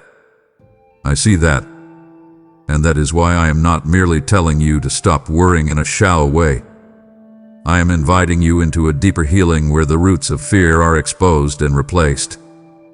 This is not about becoming careless. It is about becoming free. It is about learning how to walk wisely without living clenched. It is about learning how to plan without panicking. It is about learning how to prepare without becoming possessed by possibilities. So come with me into that freedom. Invite me into the places where your mind gets loudest. Let me into the memories that still make your chest tighten. Let me into the scenarios that trigger old pain. Bring them to me before they grow teeth. Bring them to me while they are still whispers. Say, this is where I start spiraling. Say, this is where I assume the worst. Say, this is where fear tries to preach to me. Then let me answer. Let me tell you what belongs and what does not. Let me remind you of what I have already brought you through. You are not who you were in your worst season. You are not standing where you stood when the old wound was fresh. You are not as helpless as fear claims. You have grown. I have kept you. I have strengthened you in ways you do not always notice because you are still measuring yourself by old pain instead of present grace. So change your measurement. Look at how many times you thought you would collapse and still made it. Look at how many nights you thought would swallow you, and still morning came. Look at how many times you did not know the way, and still I led you. That history matters. It is evidence. It is not just survival. It is testimony. And I want you to use that testimony when fear starts speaking again. Remember, reflect, resist, return. Then breathe and receive. This is the rhythm I am teaching you. It is not a speech. It is not a formula. It is a living relationship. It is you learning how to hand me the microphone when fear tries to seize it. So do that now. Right now. Hand it over. Say in your spirit, "Fear, you are no longer my narrator." Then look at me and listen. I will tell you what is true. I will tell you who you are. I will tell you how to walk. I will tell you what the next step is. And if you stay close, the future will no longer feel like a dark hallway full of threats. It will begin to feel like a road where I am already waiting ahead of you, preparing the path one step at a time. Fear has spoken long enough, and now I am inviting you to act from faith instead of hesitation. When you choose to give in this moment, you break agreement with fear and step into trust, declaring that I am your source and not your uncertainty. This message you are hearing is reaching into anxious hearts, calming storms, and reminding others that they are not alone. And your support helps carry that peace further than you can imagine. I have said, those who sow beside still waters will reap in joy, and what you release now becomes part of that living river flowing into weary souls. Do not let fear tell you to hold back or wait for a better time, because this moment is your appointed time. Support through Super Thanks membership, or the PayPal link in the description, and let your giving become an act of freedom. As you give, I will steady your heart, multiply your provision, and quiet the storms within you. So act now. Do not let fear narrate this decision. My beloved child, now that I have spoken to the fear that has been trying to narrate your future, I need to bring my hand to something even deeper. There is a part of you that never fully recovered. You kept moving. You kept functioning. You kept showing up. You kept being responsible. You kept being available. You kept surviving. But healing and functioning are not the same thing, and some part of your heart has been quietly asking for help for a long time. You may not have known how to say it. You may have called it stress. You may have called it fatigue. You may have called it just a season. But I know better, because I know the hidden rooms of your spirit. I know the place where something happened and you told yourself to get over it quickly because life did not pause for your pain. I know the moment when someone left, and part of you hardened because softness suddenly felt dangerous. I know the betrayal that made you more careful than you used to be. I know the disappointment that made you stop expecting too much. I know the prayer that seemed unanswered and left a bruise on your trust. I know the season when you had to keep working, keep parenting, keep paying bills, keep smiling, keep doing what was necessary while something inside you was quietly bleeding. You learned how to keep walking with a limp and call it normal. You learned how to carry unspoken grief into everyday tasks. You learned how to keep conversations light while your heart stayed heavy. You learned how to numb the ache just enough to stay functional. But listen to me now. Functional is not the same as free. Getting through the day is not the same as being whole. Enduring is not the same as healing. And because I love you, I will not let you confuse survival with restoration. I am not angry that you coped the way you knew how. I understand why you became guarded. I understand why you went quiet in certain places. I understand why some topics still make your chest tighten. I understand why your body sometimes reacts before your mind even knows why. I understand the memories that still carry heat. I understand the names, the dates, the rooms, the songs, the words, the tone of voice, the look on someone's face, the exact little details that still have the power to stir pain. I know all of it. And I am not asking you to pretend it never mattered. I am asking you to let me touch the place that never fully recovered. Come here. Do not stand at a distance. Do not give me the polished version. Bring me the raw part. Bring me the part that still flinches. Bring me the part that still overreacts and then feels ashamed. Bring me the part that says, I thought I was over this. Bring me the part that got tired of explaining itself. Bring me the part that became independent because dependence felt unsafe. Bring me the part that still wonders whether closeness always leads to pain. I am not afraid of any of it. I am not impatient with any of it. I am not overwhelmed by any of it. My hand is steady. My heart is gentle. My love is not hurried. I can sit with a wounded place without turning away. So stop protecting the wound from the one who can heal it.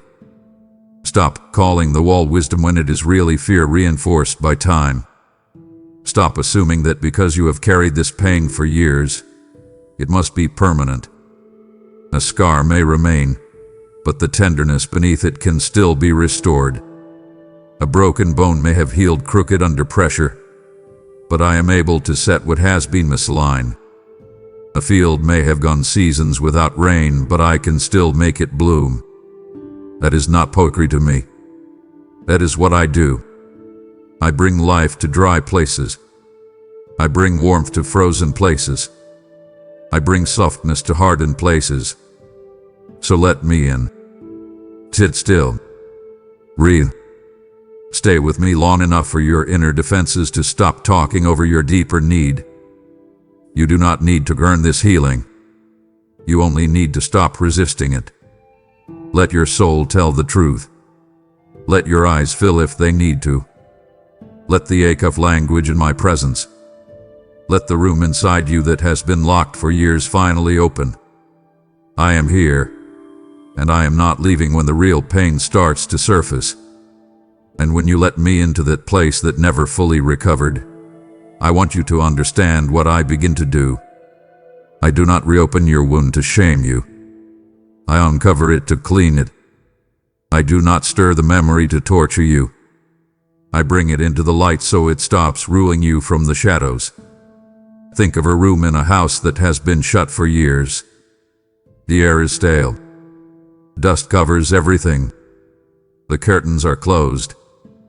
You stopped going in there because every time you did, the atmosphere felt too heavy. So you learned to live around that room. You decorated the hallway. You kept the rest of the house moving. You became very good at pretending that one locked door was not affecting the whole structure. But over time, that room still influenced the house. The smell drifted. The weight remained. The neglect spread. That is what an unhealed place can do inside you. It is not staying neatly contained. It affects how you receive love, how you interpret silence, how you respond to correction, how you handle closeness, how you react under stress, how you hear my voice, how you see yourself. That is why I want access. When I enter that room, I do not come with accusation. I open the window. I pull back the curtain. I let light expose what darkness has distorted. I let fresh air move where old pain has sat too long. I begin removing what was never meant to stay. I show you what can be kept, what can be grieved, what can be forgiven, what can be released, and what must no longer be allowed to define you. Sometimes this feels gentle and warm. Sometimes it feels tender and raw. Sometimes it feels like tears you did not plan on. Sometimes it feels like anger finally telling the truth. Sometimes it feels like a trembling relief because your soul is exhausted from holding everything so tightly. Do not be afraid of that. Do not run when healing feels vulnerable. Today, Let me continue. Let me finish what you could not do by yourself. And hear me carefully here, because this matters. You do not have to understand every layer of your pain before I can start healing it. You do not need perfect language. You do not need a flawless prayer. You do not need a complete explanation. Sometimes all you need is honesty. Sometimes all you need is a whisper that says, "This still hurts." Sometimes all you need is the courage to stop pretending it does not. Is enough for me to begin. So tell me where it still hurts. Tell me where you still feel abandoned. Tell me where you still feel embarrassed. Tell me where you still feel rejected. Tell me where you still feel angry. Tell me where you still feel numb. Do not sanitize it. Bring it to me as it is. I can handle truth. I am truth. And once the truth is in the light, healing has room to breathe. You have spent enough time trying to manage symptoms. Let me heal roots. You have spent enough time trying to stay composed. Let me make you whole. You have spent enough time adjusting to pain as if it were a roommate that never leaves. It is time for that arrangement to end. Invite me into the room. Hand me the key. Let me turn the handle. Let me do the work you have delayed because you were afraid it would undo you. It will not undo you. It will free you. There is a profound difference between being broken open and being broken apart. When I work, I may open what has been closed, but I do it to restore, not to destroy. I do it so what is trapped can breathe. I do it so what is buried can heal. I do it so what has been shaping your life in secret no longer controls it from the dark. So stay here with me. Resist the urge to rush away. This is sacred work. This is not wasted time. This is how peace becomes real instead of theoretical. This is how tenderness returns to places that have only known tension. This is how your inner world begins to feel safe again. There is one more thing I need you to hear, because if I am going to heal the part of you that never fully recovered, I must also help you stop identifying with the wound. Pain can become so familiar that you start to think it is you. The guardedness feels like personality. The hypervigilance feels like wisdom. The emotional distance feels like maturity. The constant self-protection feels like strength. But not everything that kept you alive is meant to keep leading your life. Some of the strategies that protected you in a crisis will suffocate you in a season of healing if you keep clinging to them. I need you to hear that without shame. This is not condemnation. This is loving clarity. There are parts of you that developed for survival and now need to be gently retired. There are patterns that once made sense and now quietly steal intimacy. There are reflexes that once protected your heart and now keep love outside the gate. There are interpretations that once helped you feel prepared and now distort the way you read every situation. I want to untangle that with you. I want to show you where the wound ends and where your true self begins. Your true self is not the panic. Your true self is not the shutdown.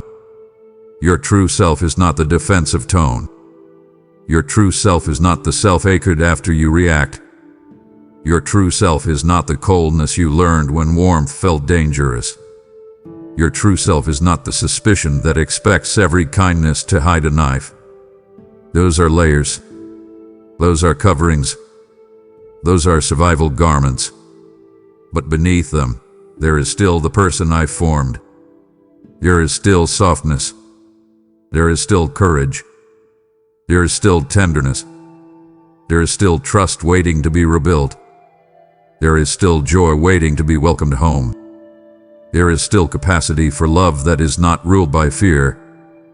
There is still a heart that can beat without bracing. That is what I am after. I am not merely trying to make your pain more manageable. I am calling forth the self beneath the scar tissue. I am restoring, the original design under the damage. So cooperate with me. When I show you a pattern, do not defend it just because it feels familiar. When I put my finger on a wall, do not call it just how I am. When I invite you to forgive, do not assume I am minimizing what happened. Forgiveness is not pretending it was small. It is refusing to let it keep owning space in your soul. When I ask you to soften, I am not asking you to become foolish. I am teaching you how to become safe without becoming shut down. When I ask you to trust again, I am not telling you to ignore wisdom. I am showing you that wisdom without fear is possible. This is why I need your cooperation. Healing is my work, but surrender is your yes. So give me that yes. Give it to me again tomorrow. Give it to me when the trigger returned. Give it to me when the old reaction rises. Gauze. Bream. Otis. Invite me in. Ask, what is this really touching? Then listen. That one question can open doors you have kept closed for years. I will meet you there. I will not abandon you in the process. I will not expose what I do not intend to heal. I will not lead you into a memory without bringing my presence into it. I will not uncover what I do not plan to restore. Trust me with that. Trust me with the pace. Trust me with the tenderness. Trust me with the timing. And above all, trust me with your heart. I know it has been hurt. I know it has been careful. I know it has learned to survive. But it was made for more than survival. It was made for communion. It was made for peace. It was made for love. It was made for me. So come. Sit with me again. Let me keep touching the places you thought were beyond repair. Let me keep working in the hidden rooms. Let me keep showing you that the part of you that never fully recovered does not have to stay frozen in time. I am here now, and healing is no longer just a hope. It is an invitation standing open in front of you. My beloved child, stay here with me, because this is where so many people miss the very thing they prayed for. They ask for relief. They ask for direction. They ask for healing. They ask for peace. And when I begin opening the door, they rush away before they walk through it. I do not say that to accuse you. I say it because I love you enough to be honest. You have done this more than once. You have asked me for clarity, and when I began speaking in a way that required you to slow down, you became restless. You asked me for healing, and when the process touched something tender, you pulled back because vulnerability felt too exposed. You asked me for peace, and when I invited you into stillness, part of you wanted the peace without the pause. You asked me for a new season, and when I started loosening your grip on the old one, you felt unsettled and almost mistook the discomfort of transition for the absence of my hand. Listen carefully now, because this matters. The door I open for you will not always look dramatic at first. Sometimes it looks like a quiet conviction. Sometimes it looks like a difficult but honest conversation you know you need to have. Sometimes it looks like a sudden awareness that a certain pattern has to end. Sometimes it looks like an invitation to rest when everything in you wants to stay busy. Sometimes it looks like a gentle nudge to forgive, to apologize, to release, to stop chasing, to stop proving, to stop clinging, to stop running. You may be waiting for thunder, but often I begin with a whisper. You may be looking for a giant sign, but often I begin with a simple next step. And because your nervous system has been trained by urgency, because your mind has been shaped by noise, because your habits have been built around reaction, you can easily miss how holy the small opening is. So I'm telling you now, do not rush away from the door I'm opening. Stay long enough to notice it. Stay long enough to feel what is shifting. Stay long enough to recognize the invitation hidden inside the discomfort. This is not the time to skim the surface of your own soul. This is not the time to treat holy moments like passing thoughts. This is the time to lean in. This is the time to pay attention. This is the time to stop asking me for change while resisting the threshold where change begins. Picture this with me so your heart can feel it. Imagine you have lived in a dim room for years. You learned how to move around in the half-light. You know where the furniture is. You know how not to trip. It is not beautiful, but it is familiar. Then I begin opening a door, and beyond it there is light, clean, warm, healing light.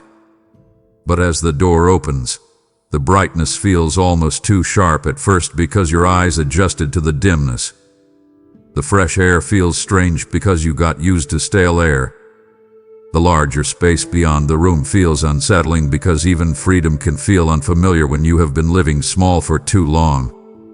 That is what some of your healing feels like right now. That is what some of your next season feels like right now. It is not always that you are resisting because you do not want freedom. Sometimes you are hesitating because freedom feels new, and new can feel unsafe when you have been surviving inside patterns that became predictable. But I want you to hear me clearly. Familiar is not the same as faithful. Predictable is not the same as peaceful. Comfortable is not the same as healthy. Do not choose the dim room just because you know where the shadows fall. Come toward the light. Walk toward what I'm opening. Take the step. Reach for the handle. Let the door widen. Let your eyes adjust. Let your lungs fill with new air. Let the old room lose its hold on you. I am not opening this door to confuse you. I'm opening it to move you. I am not stirring your heart because I want you to stay stuck at the threshold. I am stirring your heart because I want you to cross over. So do not stand there analyzing every angle until the moment passes. Do not demand total certainty before you obey the next clear step. Do not keep praying for release while gripping the chains that have become familiar. Move with me. Respond. If I am telling you to forgive, begin. If I am telling you to rest, obey. If I am telling you to stop chasing what keeps wounding you, release it. If I am telling you to speak truth, say it. If I am telling you to return to me daily, make room. If I am telling you to stop feeding fear, close the door on it. Do not delay what you already know. The doorway is open, and I am standing there waiting for you with more patience than you realize and more urgency than you have acknowledged. Stay with me and step through. There is a reason I am pressing this so deeply into your spirit, and it is because you have mistaken hesitation for discernment in more than one season. You have thought you were being careful when you were actually being delayed by fear. You have thought you were waiting on me when, at times, I was already waiting on you. That may be difficult to hear, but I say it with tenderness, not condemnation. There's a holy difference between wise waiting and fearful stalling. Wise waiting stays connected, stays soft, stays listening, stays obedient in small things while timing unfolds. Fearful stalling circles the same thought endlessly, asks for confirmation after confirmation, resists the obvious, and hides indecision behind spiritual language. You know the difference when you are honest. I know the difference even when you are not. So let me help you recognize it now. When I am opening a door, there is usually a quiet clarity beneath the noise, even if your emotions are mixed. There is a deep inner nudge that keeps returning. There is a truth you cannot shake. There is a gentle conviction that comes back when the distractions fade. There is a repeated sense that something old is ending and something new is asking for your yes. That is often how I work. I do not always hand you the entire map. I often hand you the next step because I want trust, not just strategy. And this is where you must decide whether you will keep requiring full visibility before obedience, or whether you will finally trust the one who sees farther than you do. You have spent enough time standing in hallways between what was and what could be. Hallways are for passing through, not building a home in. Yet some part of you has lingered there, one hand on the old door, one eye on the new one, trying to preserve the possibility of retreat. I need you to hear this with love. Partial surrender is exhausting. Half-open doors create drafts. Living between chapters drains the soul. If I'm moving you, let me move you. If I am closing something, stop reopening it in your mind. If I am calling you forward, stop bargaining with the past. Sit with it for a moment. Feel how much energy you have lost trying to keep one foot in safety and one foot in calling. Feel how much internal friction has come from trying to obey while secretly preparing an escape route. The tension has worn you down. But I am offering you something better. I am offering you the peace that comes when your yes becomes clean. I am offering you the steadiness that comes when your heart stops negotiating with what it already knows. I am offering you the relief that comes when you stop asking the old season to keep comforting you while I am leading you into the new one. So do something concrete right now. Name the door. What is it? Is it forgiveness? Is it rest? Is it leaving a toxic pattern? Is it ending the endless self-condemnation? Is it starting a daily practice of stillness with me? Is it speaking truth to someone? Is it grieving something fully instead of pretending you are over it? Is it releasing the need to control every outcome? Name it. Say it before me. Do not keep it vague. Hidden obedience stays delayed. Clear obedience can begin. Once you name it, ask me for courage, not endless confirmation. Ask me for steadiness, not another excuse to postpone. Ask me for a willing heart, then move. I am not mocking your fear. I know transitions can shake you. I know thresholds can feel exposed. I know obedience can make your stomach tighten. But I also know what waits on the other side of your yes. I know the room beyond the door. I know the peace that comes when you stop fighting what I am already blessing. I know the healing that begins when you stop running from the medicine. I know the joy that starts returning when you stop protecting the very thing that is draining you. That is why I am speaking firmly. This is not just inspiration. This is an invitation with urgency. Walk through. Do not admire the doorway and stay where you are. Do not call it beautiful and refuse to enter. Move. Trust me. Take the next step and let your obedience become the hinge that swings the door wider. And if you do step through, I want you to understand what begins to happen, because I do not want you to be surprised by the way transformation often unfolds. Crossing the threshold does not always mean instant ease. Sometimes the first thing you feel is disorientation because you are learning new air. Sometimes you feel exposed because old defenses are no longer as available. Sometimes you feel grief because letting go of the old, even when it was painful, can still hurt. Sometimes you feel a strange contrast, sorrow for what is ending and relief for what is beginning, both in the same breath. That does not mean you made the wrong choice. It often means you are actually moving. When a long locked room is opened, dust stirs before it settles.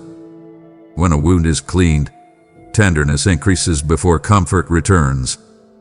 When a muscle that has been stiff begins to stretch, it can ache before it strengthens.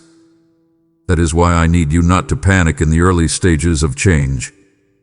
Do not interpret every uncomfortable feeling as proof you missed me. Ask me instead, what is this teaching me? What is being released? What is being retrained? Stay with the process. Stay in conversation with me. Let me walk you through the unfamiliarity. And please hear me here. Do not rush to recreate the old environment just because the new one feels uncertain. Do not run back to the dim room because your eyes are still adjusting to the light.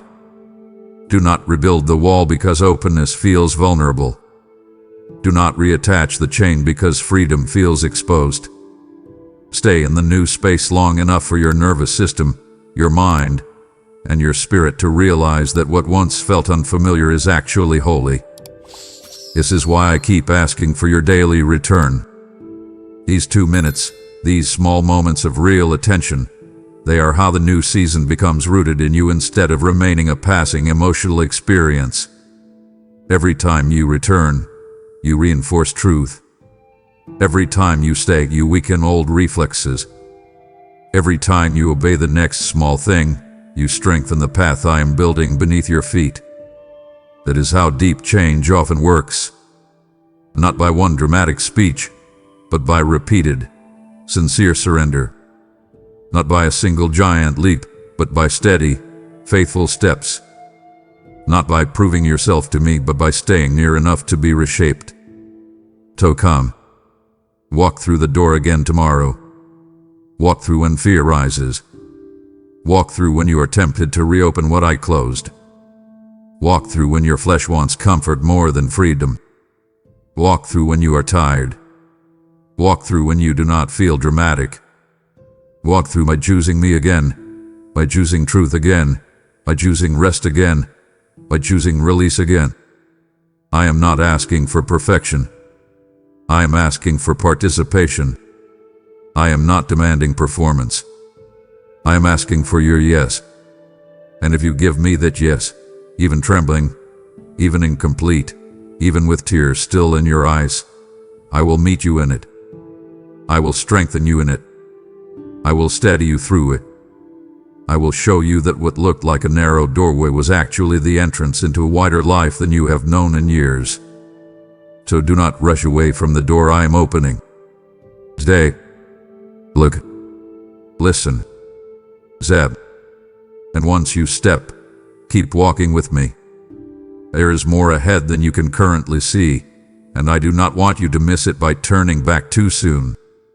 I have opened a door before you, and even now, this invitation to give is part of that doorway. Do not rush past it, and do not overthink what I have made clear in your spirit. Just as I am leading you into new ground, I am also calling you to help others step out of their darkness and into my light. This work is like a lamp set on a hill, and every seed you sow adds oil to that flame so it does not go out for those still searching. I have spoken, give, and it will be given to you, not as a distant promise, but as a living truth unfolding in real time. When you support through Super Thanks membership, with a PayPal link in the description, you are walking through the door with me, not just for yourself, but for many. Do not stand at the threshold of generosity. Step into it fully and trust me with what follows. Move now, my child, and let your obedience open even greater doors. My beloved child, after everything I have been saying to you, there is one misunderstanding I need to remove before it can keep stealing your courage. Some part of you still thinks that before you can truly come close to me, before you can really receive what I am saying, before you can walk through what I am opening, you need to become more polished, more consistent, more stable, more disciplined, more together. You think you need a cleaner inner world before you can sit with me honestly. You think you need better prayers before I will listen. You think you need stronger faith before I will move. You think you need fewer doubts before you can trust what I am saying.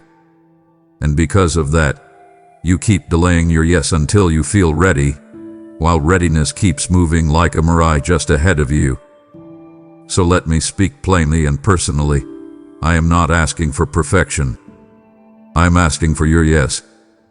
I am not waiting for you to become impressive before I meet you.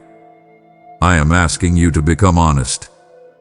I am not standing with a clipboard measuring your performance.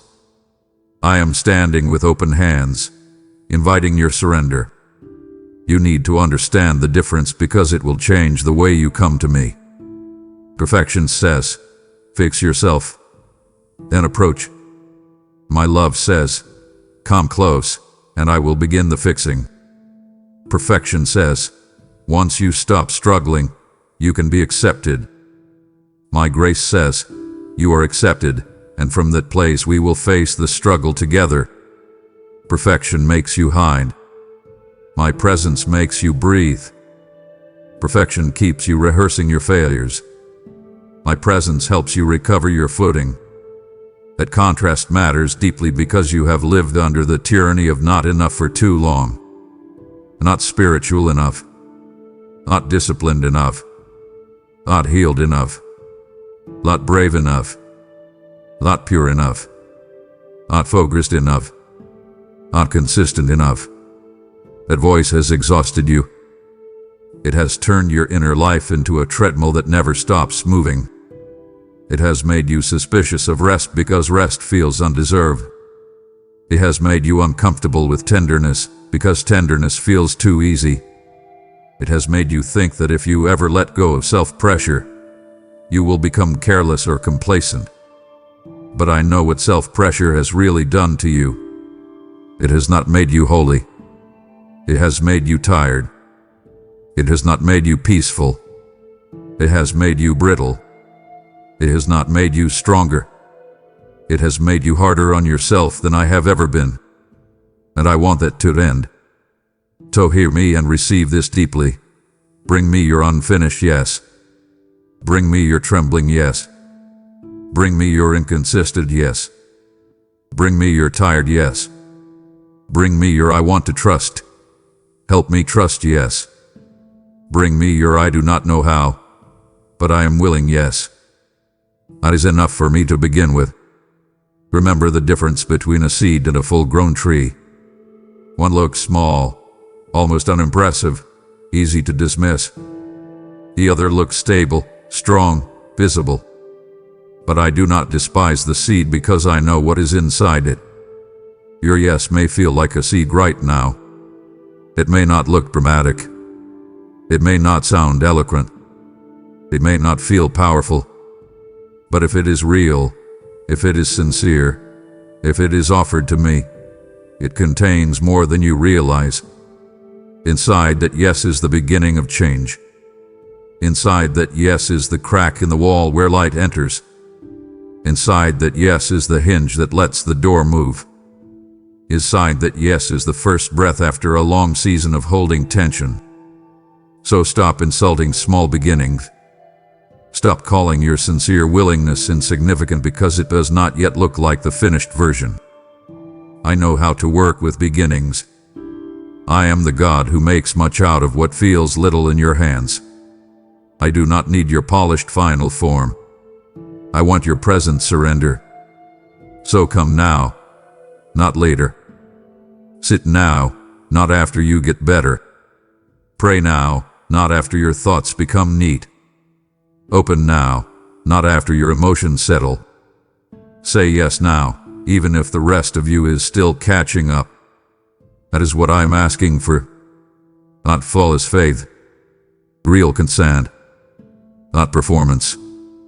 Participation. Not spiritual perfection. Honest availability. And if you give me that, I will do more with it than you can currently imagine. There is something else I need to show you, because the perfection trap has not only affected how you come to me, it has also distorted how you interpret your progress. When you think perfection is the goal, every stumble feels like proof that nothing is changing. Every off day feels like failure. Every trigger feels like a reset. Every bad moment feels like a betrayal of all the healing that came before it. That is not how I see your journey. That is not how growth works. Healing is often more like dawn than lightning. It arrives gradually.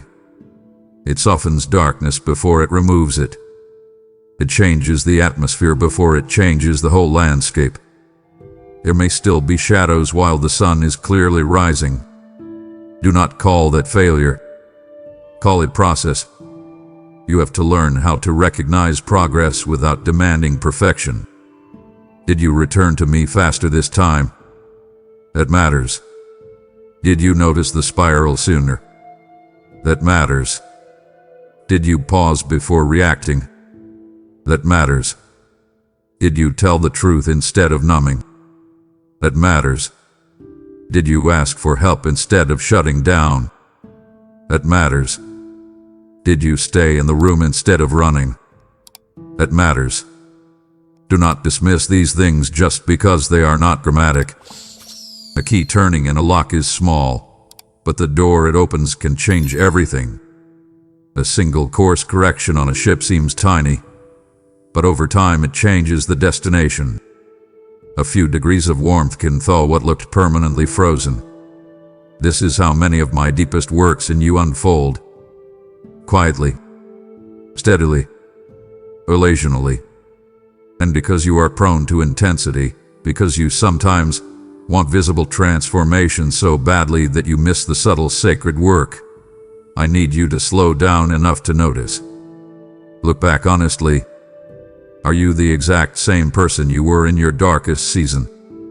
No, you are not. You may still feel the echoes of old pain, but you are not as unconscious as you used to be. You are not as numb. You are not as easily swallowed by certain lies. You are not as quickly destroyed by every difficult emotion. You are not as helpless as you once felt. That is not because you suddenly became strong on your own. That is because I have been at work in you, often quietly, often beneath your awareness, often in the hidden places where roots grow before fruit appears. So do not keep dishonoring the work by calling it nothing just because it is incomplete. I am not finished, but I am certainly not absent. I am not done, but I am already active. I am not at the end of the story, but I have already been rewriting the tone of the chapters. That is why I want your yes, not your perfection. Your yes keeps the relationship open. Your yes keeps the process moving. Your yes keeps your heart soft enough to be shaped. Perfection would only make you pretend. Your yes makes you available. And I can do far more with availability than with appearance. So when you stumble, do not disappear. Return. When you feel ashamed, do not hide. Speak. When you get triggered, do not declare yourself back at the beginning. Breathe. Notice. Invite me in. When you fail to do what you hoped, do not let the enemy turn one moment into an identity. Give up. Come closer. Ask me what happened. Ask me what needs healing. Ask me what needs retraining. Stay in the conversation. That is how transformation deepens. Not by never falling, but by learning where to fall. Into my hands instead of into self-hatred. A difference will change your life if you let it. So stop making agreements with the lie that says one hard day erases all growth. It does not. Stop treating your humanity like disqualification. It is not. Stop assuming that because the process is messy, it is not holy. The often is. Bring me the mess. Bring me the mixed motives. Bring me the confusion. Bring me the imperfect follow-through. Bring me the real you. That is the only version of you I have ever asked for. And because I want this to land in a practical way, let me tell you what your yes looks like in ordinary life. Your yes may look like stopping for these 2 minutes tomorrow even when you do not feel emotional. Your yes may look like closing the app, putting the phone down, and sitting in silence instead of reaching for another distraction. Your yes may look like saying, Lord, I do not even know what to pray, but I am here.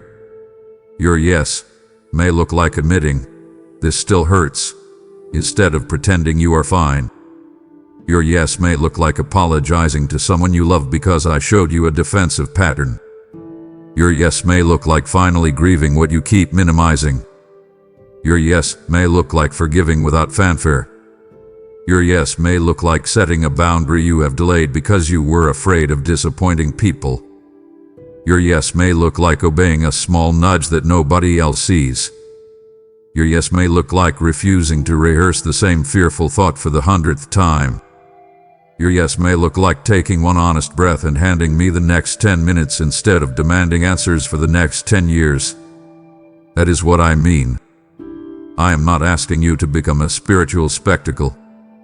I am asking you to become sincerely available. I am not asking you to force giant breakthroughs. I am asking you to stop resisting small obediences.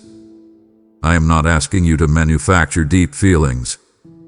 I am asking you to show up with an open heart. And the more you practice that, the more you will discover something that will surprise you. The yes that once felt difficult begins to feel like home. At first, surrender can feel exposed because control became familiar.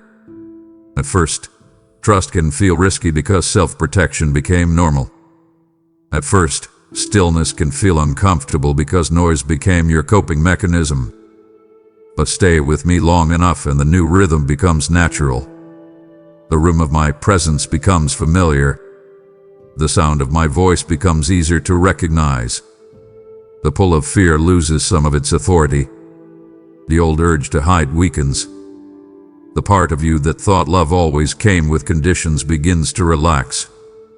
This is why I keep inviting you. And yes, this is why I sometimes speak with loving command. Come now. Do not delay your yes because it feels small. Offer it. Offer it honestly. Offer it daily. Offer it when you are tired. Offer it when you are confused. Offer it when you are ashamed. Offer it when you are hopeful. Offer it when you are numb. Offer it when you do not know what else to do. I can work with all of that. I can shape all of that. I can bless all of that when it is truly surrendered. So right now, before you move on, before your mind starts analyzing, before you tell yourself you will think about it later, answer me simply. In your spirit, say yes. Say yes, I will stay. Say yes, I will return. Say yes, I will stop demanding perfection before I come close. Say yes, I will let you work in the unfinished places. Then rest for a moment and let that yes settle into you. Feel how even a simple surrender can change the atmosphere inside you. That is not small. That is the beginning of alignment. That is the beginning of peace. That is the beginning of a life no longer ruled by self-pressure but shaped by relationship. And that, my beloved child, is exactly where I want to lead you. My beloved child, now stay with me to the very end, because this is where everything I have been saying comes together, and this is where I ask you for something simple that can change far more than you realize. I have spoken to your weariness. I have spoken to the fear that has been trying to narrate your future. I have touched the places in you that never fully recovered. I have shown you the door I am opening. I have reminded you that I am not asking for perfection, only your yes. And now I am asking you for these 2 minutes, not as a slogan, not as a dramatic phrase, not as a passing emotional moment, but as a real doorway into a different way of living with me. Give me these 2 minutes, and do not give them to me casually. Do not give them to me while your body is here and your mind is running wild somewhere else. Do not give them to me as a ritual you rush through so you can say you did it. Give them to me like you are handing me a key. Give them to me like you are opening a locked room. Give them to me like you are finally setting down a bag you were never meant to carry this long. Sit with me. Breathe. Say. Listen. Let the noise around you wait. Let the pressure pause. Let the world spin without your constant effort for a moment. It will survive. You need this more than you have admitted. You need the pause. You need the presence. You need the reordering. You need the peace that does not come from everything outside you becoming easier. but from everything inside you becoming anchored in me. And I want you to hear how personal this is. I am not calling a crowd. I am calling you. I am not speaking to a vague audience in the distance. I am speaking into your life, into your room, into your thoughts, into your breathing, into the exact place where you are sitting with all the things nobody fully sees. I know what this day felt like. I know what you carried into it. I know the unfinished conversations, the hidden anxieties, the pressure you put on yourself, the moments where you almost shut down, the little stings that reopen bigger wounds, the quiet ache you did not know how to name. I know all of it, and still I am not asking for an hour of performance. I am asking for 2 honest minutes of presence. That is how kind I am being with you. That is how practical my invitation is. I am not making this unreachable.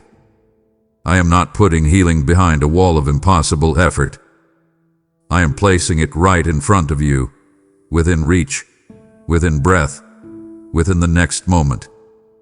But I need you to understand something with deep seriousness. These 2 minutes are small in clock time, but they are not small in consequence. A match is small, but it can light a dark room. A seed is small, but it can split the ground and become a tree. A hinge is small, but it determines whether a heavy door swings open. A key is small, but it can release what had been locked for years. That is what these 2 minutes can become in your life when they are real. They can become the match that starts warming what has gone cold. They can become the seed of a new inner rhythm. They can become the hinge of a door you have prayed would open. They can become the key that begins unlocking the places where fear, shame, and exhaustion have lived too long. So do not despise what seems simple. Do not assume that because the invitation is gentle, the outcome must be small. I often move in ways that look modest at first and become mighty over time. I often begin with whispers and end with transformed lives. I often start in hidden places before I reveal fruit in public places. That is why I want you to stop chasing only the spectacular and start honoring the sacred ordinary. These 2 minutes can become sacred ordinary. They can become the daily meeting place where your soul is retuned, where your mind is reset, where your heart is softened, where your breath slows, where your fear is interrupted, where your inner rooms are aired out, where your hidden wounds are tended, where your identity is reminded, where your next step becomes clear enough to take. So do not just admire this invitation.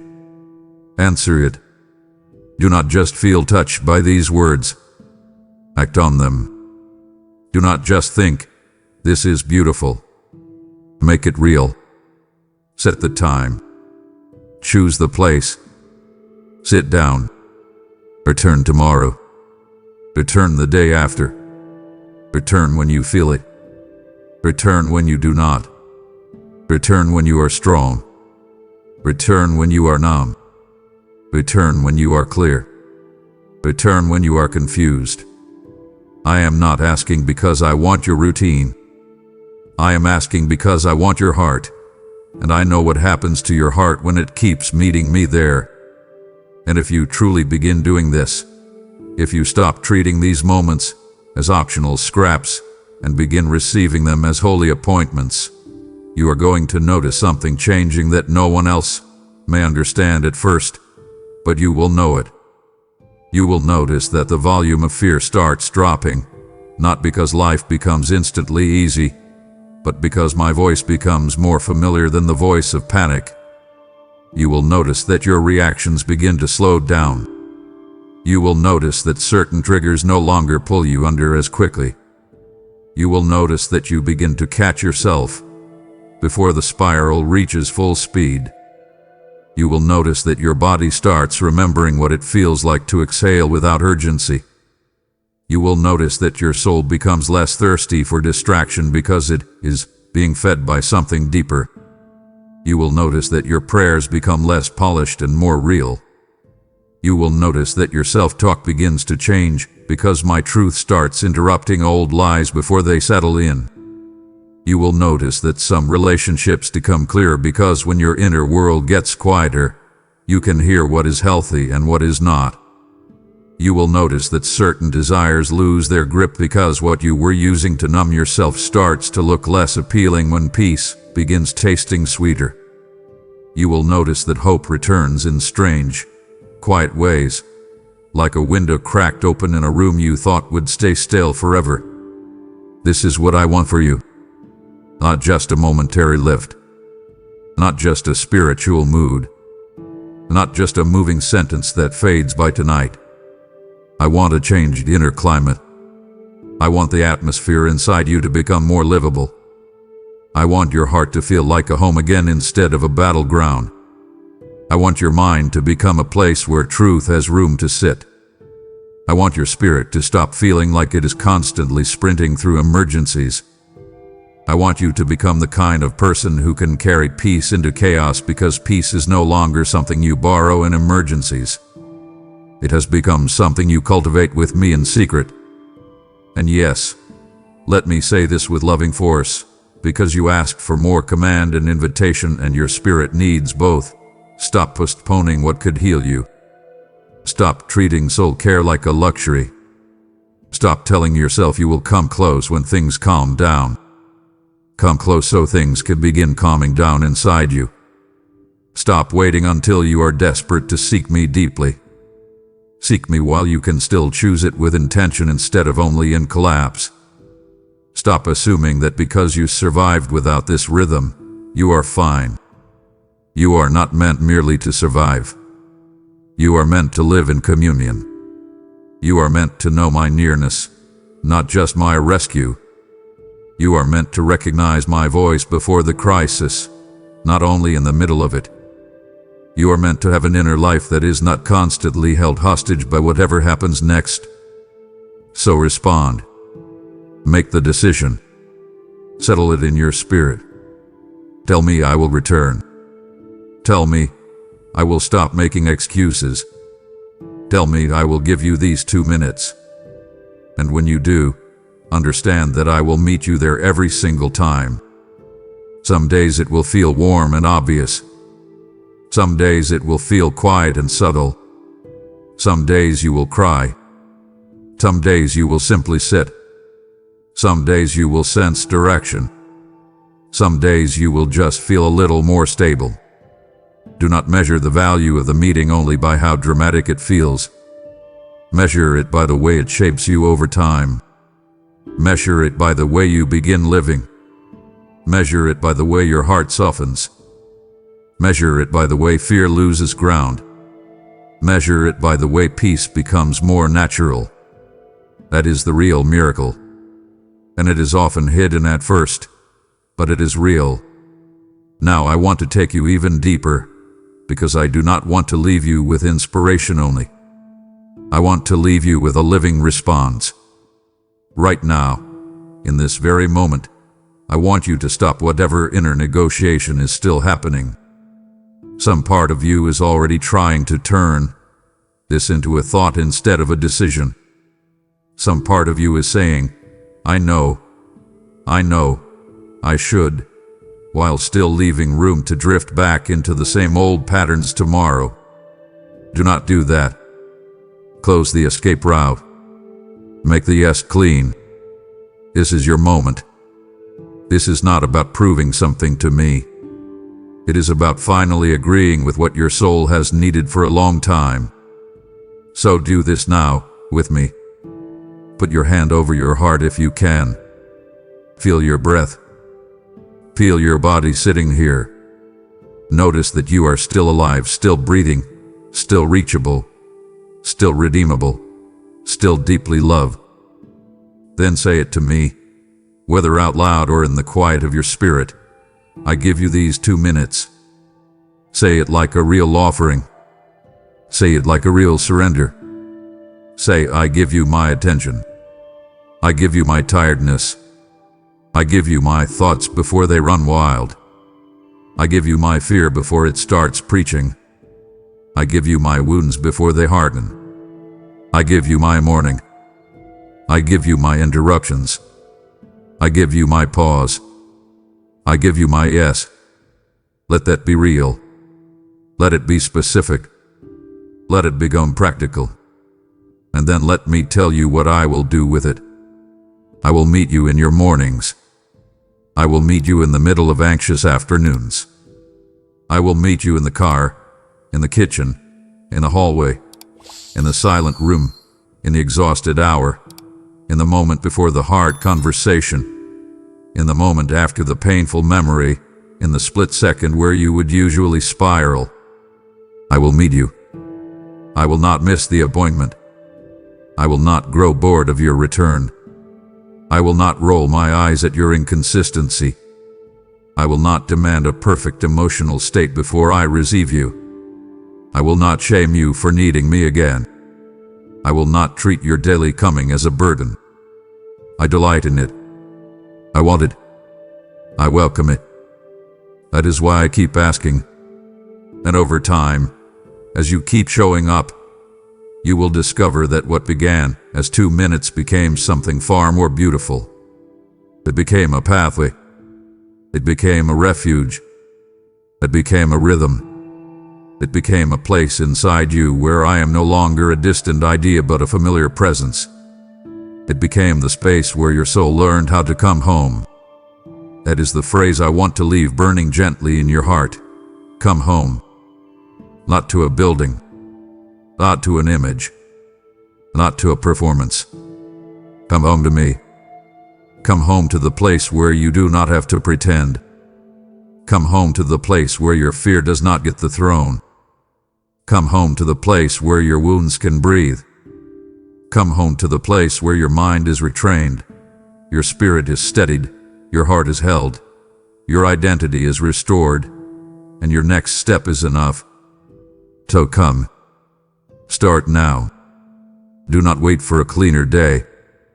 Do not wait for a calmer season. Do not wait until you feel spiritual enough. Begin here. Begin with this breath. Begin with this yes. Begin with these 2 minutes. And watch what I do next, my beloved child, because the moment you truly stop and stay with me, the story inside you begins to change. You have given me these moments, and now I am asking you to seal this time with action that carries eternal weight.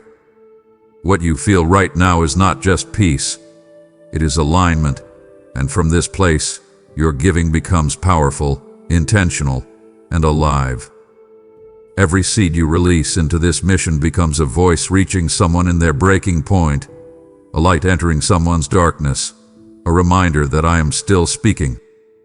I have declared, as long as the earth remains, seed time and harvest will not cease, and what you sow in this moment will return in ways seen and unseen. Do not reduce this to a simple gesture. This is partnership with me in touching lives across the world. Support through Super Thanks, membership, or the PayPal link in the description, and let your giving become part of the story I am writing through you. I will bless what you release, protect what concerns you, and multiply what you entrust to me. Now act, my child, give, and watch what I do next. Before you go, I want you to do something bold and personal. Don't just listen and leave. If this message reached the place in you that has been tired, heavy, or silently hurting, then go down into the comments and declare this by faith. I give God my 2 minutes now. Make that your line in the sand, your sacred yes, your public surrender. And if you're ready for God to begin changing what has been happening inside you, type it like you mean it, because what you declare in faith, heaven can begin to build in secret. And as you make that declaration, don't let it become the end of the conversation between us. Those words are not simply a comment, they are an invitation for you to remain in my presence. You have offered me your 2 minutes, and I intend to use every second of them to remind you of something the world has tried to make you forget. Set aside the pressure, silence the endless distractions, and resist the urge to rush away. I have been waiting for a quiet moment like this, because there are things your heart needs to hear that cannot be spoken through the noise. Stay with me now, because what I am about to say may become the very turning point you have been praying for. My child, stop what you are doing. Just for a moment, stop. I am speaking directly to you. Yes, you. I see the endless notifications lighting up your screen. I hear the relentless ticking of the clock telling you that you are already behind schedule. I know the loud, chaotic noise of the world is screaming for your attention right now. It is constantly drowning out my voice. But I am begging you for just 2 minutes. Give me 2 minutes of your time right now. Do you feel that tight knot in your stomach? Do you feel that heavy weight pressing down on your chest when you think about the pressure at your job, or the fear of the future, or the unspoken tension in your family? You often feel completely overlooked by the people around you, fighting battles no one else sees. That heavy, sinking anxiety is not from me. Let us undo it together. Breathe in. Slowly. Hold it. Now let it out. Do you feel that? That is the very breath of life I gave you. I want you to find a quiet place right now, even if it is just a quiet sanctuary inside your own mind amidst the chaos. The world is a roaring hurricane of demands, deadlines, and daily duties. You have a massive mountain of worries piled high on your tired shoulders. You are running through life like a powerful car with the handbrake pulled all the way up. You are burning out, completely exhausted, and feeling like you are going nowhere fast. I command you to take your hands off the steering wheel. Let go of the false illusion of control. Drop those heavy bags you have been carrying for so long. I am your shepherd. I am calling you by your exact name. I do not just know your name. I know every detail of your life. I know the silent tears you cry when the bedroom door is closed and the lights are out. When you sit in intentional, purposeful silence with me, amazing things happen. Your racing heart rate slows down. Your rushing, panicked mind finally stops spinning. The physical tension melts away from your stiff neck and your tired back. The dark spiritual fog clears from your weary eyes. Close your eyes for a second. Listen closely. I am whispering to you in the gentle silence, not shouting in the loud earthquake. Come to me. Surrender those immediate, annoying distractions that keep pulling at your sleeves. Put down the device. Look away from the endless stream of bad news. Turn your eyes toward me and focus on what is eternal. I am calling you away from the daily madness. You wake up every morning and instantly check your messages. You let this broken world dictate your mood before your feet even touch the bedroom floor. I ask you to stop doing that. I am inviting you into a new, peaceful rhythm of life. Give me these 2 minutes now. You feel like if you stop moving, your whole world will fall apart. You genuinely think if you pause, you will drop all the fragile things you are juggling. But remember, I am the God holding the entire universe together. I can certainly hold your life together for 2 short minutes. Think of this stillness like a cool, refreshing drink of clear water after walking for miles in a hot, scorching desert. Your soul is deeply thirsty. You are trying to fix that thirst with constant busyness, worldly approval, and endless scrolling. It will only make you more tired and empty. Drink from my well today. Let my deep peace wash over you like a gentle river. I promise you this. When you give me your time, I will multiply your peace. I will quiet the loud storm inside your mind. I will build a safe sanctuary right inside your heart, a quiet room where the chaos of the world simply cannot enter. You are perfectly safe here. You are deeply loved here. I am wrapping my loving arms around you right now. Do not rush away. Linger here with me. Let my love soak into the dry, hard soil of your spirit. Step into the stillness. Listen to me carefully right now. Look into my eyes. You might wonder why I, the creator of the entire universe, am begging for your attention. I do not beg you out of weakness. I beg you out of an overwhelming, relentless love for you. I see the massive distance you feel between us right now. You wake up some mornings and feel completely numb. You go through your daily routines, commuting to your job, taking care of your family, paying your bills, and you feel entirely alone. You think I am far away, sitting on a distant cloud, judging your mistakes and keeping a record of your failures. But that is a lie. I am closer to you than the very air you breathe. I am pleading with you today because the times we live in are incredibly urgent. The world is spinning faster and faster, pulling you into a dark current of stress, comparison, and deep loneliness. I want to pull you out of that dangerous water before you drown. Take my hand. I am reaching out to you in this exact moment. A single moment of true, honest connection with me can change the entire direction of your life. Do not pull away from me because you think you are not good enough. You look at your life and you see a mess. You see unfinished projects, broken promises, and deeply flawed habits.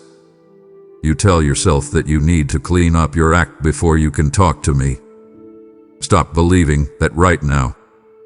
I validate your worthiness today. You do not have to earn my love. You do not have to perform for me or pretend that you have everything perfectly organized.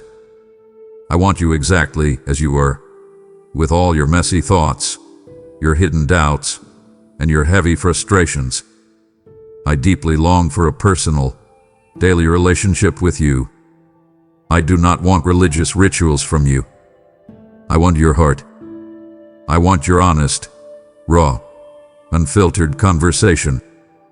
Hear my voice breaking through your doubts. The spiritual urgency of today is real. The culture around you is designed to distract you until the day you die. It is designed to keep you endlessly scrolling, endlessly buying, and endlessly worrying.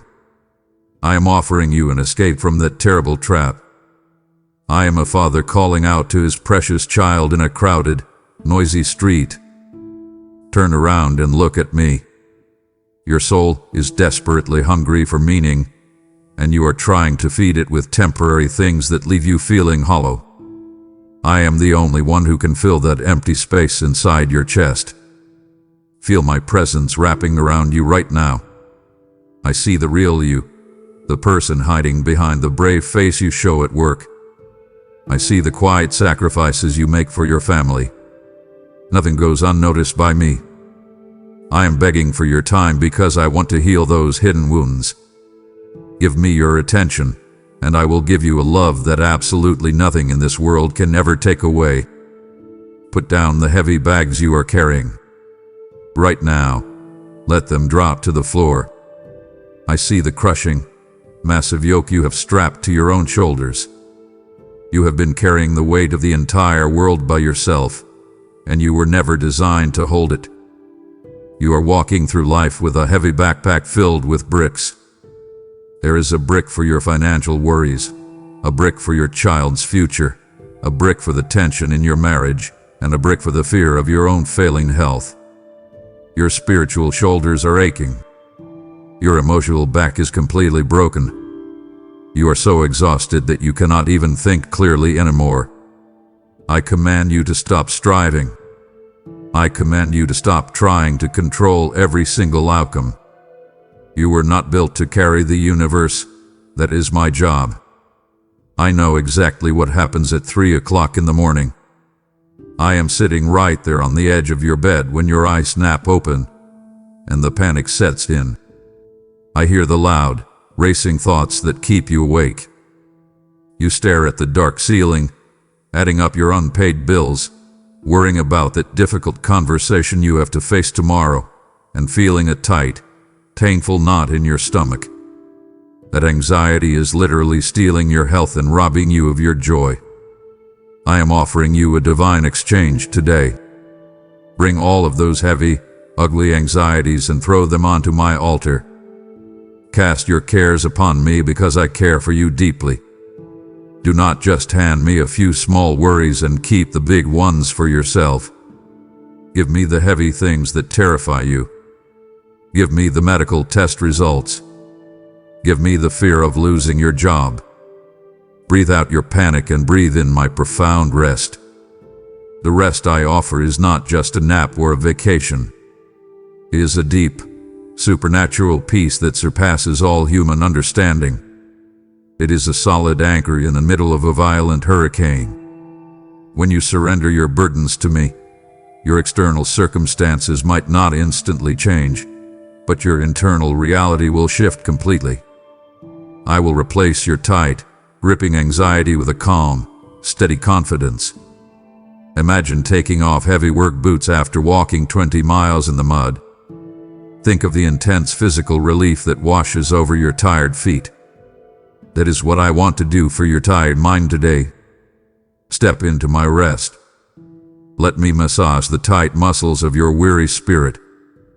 You do not have to figure out tomorrow. I am already standing in tomorrow, and I have prepared the way for you. Just focus on holding my hand today. Look at yourself in the mirror. Truly look. What do you see? I know what the world tells you to see. The world points out your flaws, your wrinkles, the places where you are aging, and the ways you do not measure up to impossible standards. You often feel like you are just a random accident, an insignificant speck of dust floating in a massive, uncaring universe. You feel like a small cog in a giant corporate machine, totally replaceable and easily forgotten. I command you to break those terrible lies right now. You are not an accident. You are a deliberate, intentional masterpiece. I want you to reflect on the very moment you were created. Before you were even a visible shape in your mother's womb, I knew you.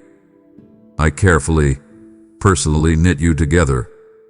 I chose the exact color of your eyes. I designed the unique pitch of your laugh. I formed the intricate patterns on your fingertips. Proclaim your true identity today. You are a child of the Most High God. You are royalty walking on this earth. Do not let anyone treat you like you are worthless. Do not even speak to yourself like you are worthless. You are fearfully and wonderfully made. Every single breath you take right now is completely intentional. If I did not have a specific, vital purpose for you today, you would not have woken up this morning. But your lungs filled with air, and your heart beat another steady rhythm. That means your assignment on this earth is not finished. There is an eternal purpose stamped deeply upon your soul. Stop walking with your head hanging down in defeat. Stand up straight.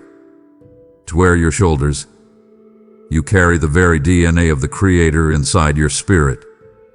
I see the deep insecurity that plagues your mind. You compare your behind-the-scenes reality to everyone else's highlight reel on the internet. You feel like you are falling behind in life, like you have missed your golden opportunity. Listen to me. Your timeline is written in heaven, not on a social media app. You are exactly where you need to be for me to shape you and mold you. I intentionally placed you in this specific generation, in this specific city, facing these specific challenges, because you have a unique light that the darkness desperately needs. Stop shrinking yourself to fit into rooms where you do not belong. Step boldly into the space I have carved out for you. Remember who your father is. Remember where you come from. You were born from divine thought, completely loved before time even began. Come out from hiding. I see you standing in the dark shadows of your past, wrapped in a heavy, dirty blanket of guilt and shame. You are replaying the worst mistakes of your life like a broken movie. You constantly remember the words you cannot take back, the relationships you damaged, and the bad choices you made when you were younger and foolish. You feel dirty. You feel disqualified from my love. Because of this overwhelming guilt, you run away from me. When you mess up, your first instinct is to hide, just like the very first man and woman hid in the garden. I am calling you out of the bushes today. Step into the light. Do not be afraid of my gaze. I am not holding a heavy stick to punish you. I am holding a pure, clean robe to cover you. You need to understand the absolute, life-changing power of the blood of the Lamb. When you ask for my forgiveness, your sins are not just swept under a rug. They are completely erased. They are washed violently away, as far as the east is from the west. My memory of your past failures is entirely wiped clean. Why are you continuing to punish yourself for things that I have already forgiven and forgotten? Stop acting as your own judge and jury. The penalty has already been paid in full. There is a massive difference between conviction and condemnation.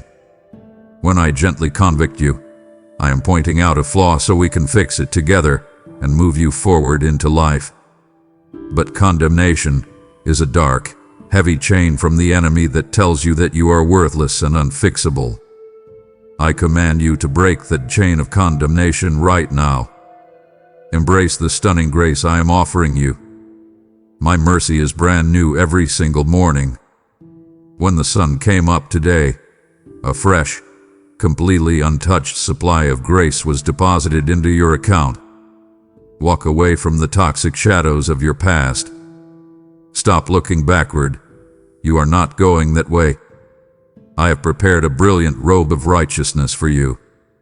Let me take off your filthy, stained rags of regret. Let me wash you clean. Let me place this bright, heavy robe of honor on your shoulders. You are entirely forgiven. You are completely clean.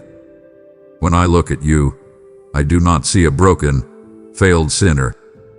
I see my perfect, redeemed child. Let that truth sink deep into your bones today. Let it lift the heavy depression off your chest. Step forward into today with a clear conscience and a totally unburdened heart. Now that my grace has washed away your heavy stains, I am inviting you to become a vessel of that same life-giving mercy for others who are still hiding in the dark. You have felt the weight of your own shame lift, but millions are still suffocating under that same crushing darkness, and I am calling you to help me reach them. I have strategically placed a divine opportunity before you to sow into this mission through a super thanks, with a link in the description, turning your gratitude into a powerful weapon of light. When you give, you are not just clicking a button. You are providing the spiritual manna that will feed a starving soul and bring a prodigal child back to my table. I promise you that as you pour out to help spread my word, I will pour back into you a double portion of favor that no man can take away. Do not let this moment of radical grace pass without planting a seed that will grow into an eternal harvest. I command you to act now and join me in this great rescue mission of hearts. My child, do not turn away from me now, for my heart would be deeply grieved if you walked back into the shadows just as I am preparing to bathe you in my brilliant light. I have moved heaven and earth to bring you to this moment of healing, and it would break my heart to see you settle for your old chains when I am holding the key to your total transformation. Stay with me, for the depth of my love for you has so much more to reveal, and I cannot bear to see you go another day without the power I have set aside for you. Look directly at me. Keep your eyes firmly fixed on my face. I know the violet wind is howling around you right now. I know you are sitting in the middle of a terrifying, unexpected storm. Perhaps it is a sudden phone call that shattered your peace, an unexpected job loss that has left you panicked about your rent, or a frightening medical diagnosis that has turned your world upside down. You feel like your small boat is taking on water fast, and you are desperately bailing it out, exhausted and terrified that you are going to drown. You are screaming into the wind, asking where I am and why I am letting this happen. I hear your desperate cries. But I want you to know this absolute truth. I am sitting right here in the boat with you. I have not abandoned you to the angry waves. I have the power to stand up and shout, "Peace, be still," to your current trial. And in my perfect timing, the winds will instantly die down, and the water will become as smooth as glass. But sometimes, I allow the fierce winds to blow against you for a reason. Think of a strong oak tree. If it never faces strong winds, its roots stay shallow, and a single storm will easily knock it over. The harsh winds force the roots to dig deeper, wrapping tightly around solid rock. I am using this terrifying trial to strengthen your spiritual roots. I am building a fierce, unshakable resilience inside of you that you could never get during the easy, sunny days. Do not resent the storm. Let it push you deeper into my foundation. Let it teach you how to stand strong when everything else is falling apart. I am inviting you to do the impossible today. I am inviting you to step out of the boat. The boat represents your comfort zone, your logical plans, and your illusion of safety. It is time to walk on the water. You can only do this by keeping your eyes locked onto mine. The moment you look down at the dark, swirling waves of your bank account, your medical charts, or your family drama, you will start to sink. Use your faith as a heavy, iron anchor when the horizon is completely dark and you cannot see the way forward. This painful trial you are going through is temporary. It is a short, passing shadow compared to the massive, eternal weight of glory I am preparing for you. Do not give up in the middle of the storm. Hold tight to my hand. We are going to walk through these crashing waves together, and you will reach the other side stronger than you ever imagined. Listen closely to the words coming out of your mouth today. I gave you a voice to create, to heal, and to build, but I see how often you use it to destroy your own peace. You wake up, look in the mirror, and instantly criticize your appearance. You sit in your car during your daily commute and speak out loud about how terrible your job is, how exhausted you are, and how nothing ever goes right for you. You casually tell your friends that you are always broke, always sick, or always failing. Stop doing this immediately. I command you to realize the incredible spiritual authority I have placed right under your nose. Your tongue is a steering wheel that directs your entire life. When you constantly speak defeat, you are literally giving the enemy permission to set up camp in your living room. I invite you to align your speech completely with the truth of my word. If I call you a conqueror, why do you keep calling yourself a victim? Your words are not just empty air. They carry weight. They are invisible seeds that you are planting into the soil of your future every single minute. If you plant seeds of complaint, you will harvest a massive crop of misery. You have the power to build up your spirit or tear it down completely just by opening your mouth. I want you to change your vocabulary starting this very second. Stop talking about how big your giant problems are. Start telling your giant problems how big your God is. I command you to start speaking life over your family and your future. When you look at your children, do not just yell at them for their mistakes. Speak into their potential. Declare that they are protected, intelligent, and designed for greatness. When you look at your empty bank account, do not declare that you will always be poor. Declare that I am your provider and that new doors of opportunity are opening for you right now. The spiritual authority granted to you is immense.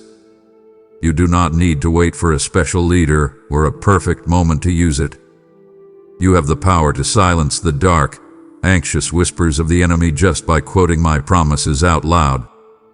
When the enemy whispers that you are going to fail, speak my scripture into the empty air. Say it loudly until your own ears hear it and your heart believes it. Furthermore, I want you to use praise as your primary weapon of warfare. You think praise is just singing a song when you feel happy. That is incorrect. Praise is a heavy hammer that breaks invisible chains. When you are standing in the kitchen, feeling completely overwhelmed by the demands of your day, I invite you to stop and praise me anyway. Thank me for the breath in your lungs. Thank me for the roof over your head. When you praise me in the middle of your pain, you completely blind the enemy. You shift the atmosphere of your entire home. Let your words build a massive wall of protection around your mind. Speak life today, and watch how quickly your dark circumstances begin to change. Pay attention to what is growing inside your chest right now. I have given you a heart to serve as the pure, clean wellspring of your life, but you have allowed toxic waste to spill into the water. I am talking about bitterness. I see the heavy grudges you are dragging around day after day. You are holding onto anger against a family member who betrayed you, a boss who overlooked you, or a friend who walked away when you needed them most. You replay the argument in your head 1,000 times, thinking of the clever things you should have said. You think holding onto this anger is protecting you from getting hurt again. But I am telling you the absolute truth. Your resentment is drinking poison and expecting the other person to die. It is destroying you from the inside out. I command you to protect the wellspring of your life.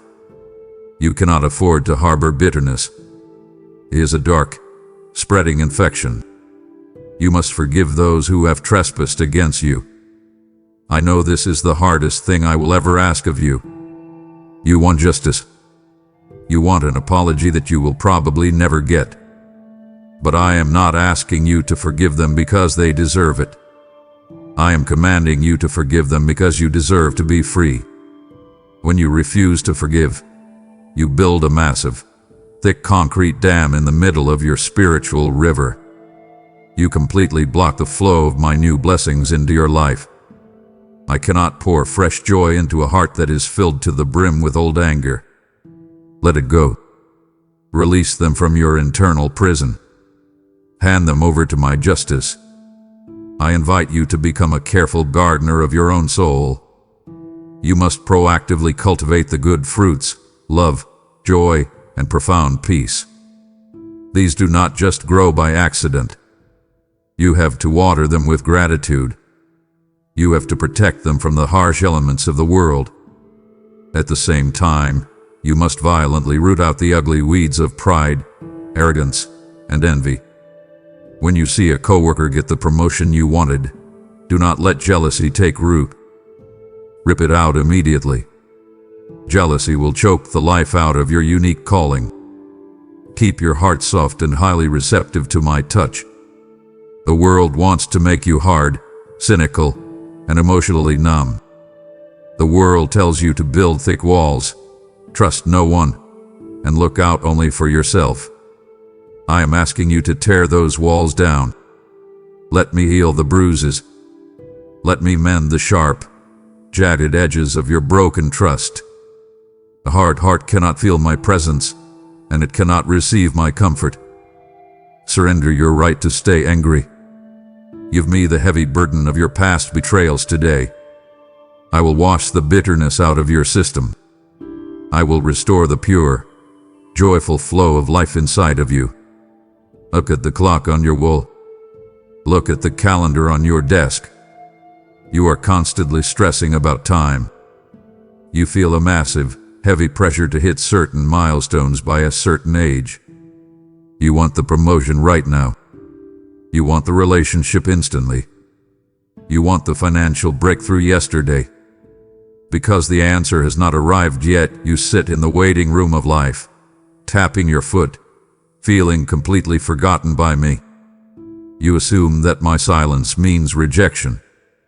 I command you to reject that lie today. I ask you to deeply trust me when the answer seems delayed. My timing is not a mistake. It is a masterclass in preparation. You must understand why I sometimes say no or wait. You only see the shiny front door of the opportunity you are begging for. I see the entire house, including the unstable foundation and the hidden dangers inside. Often, the very thing you are crying over not getting would have absolutely destroyed you if I had given it to you today. My weight is a powerful shield of protection. I am holding you back from walking into rooms you are not fully equipped to handle yet. I am keeping you safe while I prepare the blessing to carry your weight. There is profound, unmatched beauty in a life that is perfectly synchronized with my calendar instead of rushing ahead on its own blind ambition. I invite you to stop fighting the process. You cannot force a flower to bloom by pulling on its petals. You will only tear it apart. Develop patience. Patience is not just sitting passively and doing nothing. Patience is an active, aggressive trust.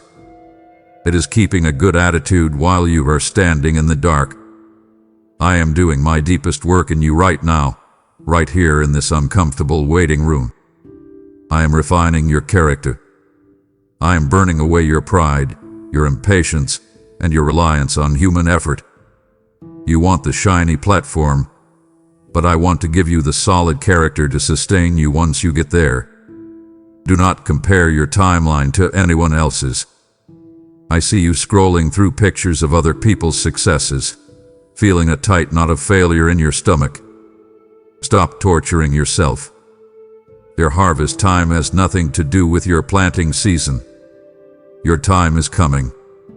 The joy that will erupt in your life when the promise is finally fulfilled will completely erase the pain of the wait. Every tear of frustration will be replaced by a massive shout of gratitude. Keep showing up. Keep doing the quiet, faithful work in the background. I have not forgotten your address. I have not lost your file. At the exact right moment, I will open the door, and no man on earth will be able to shut it.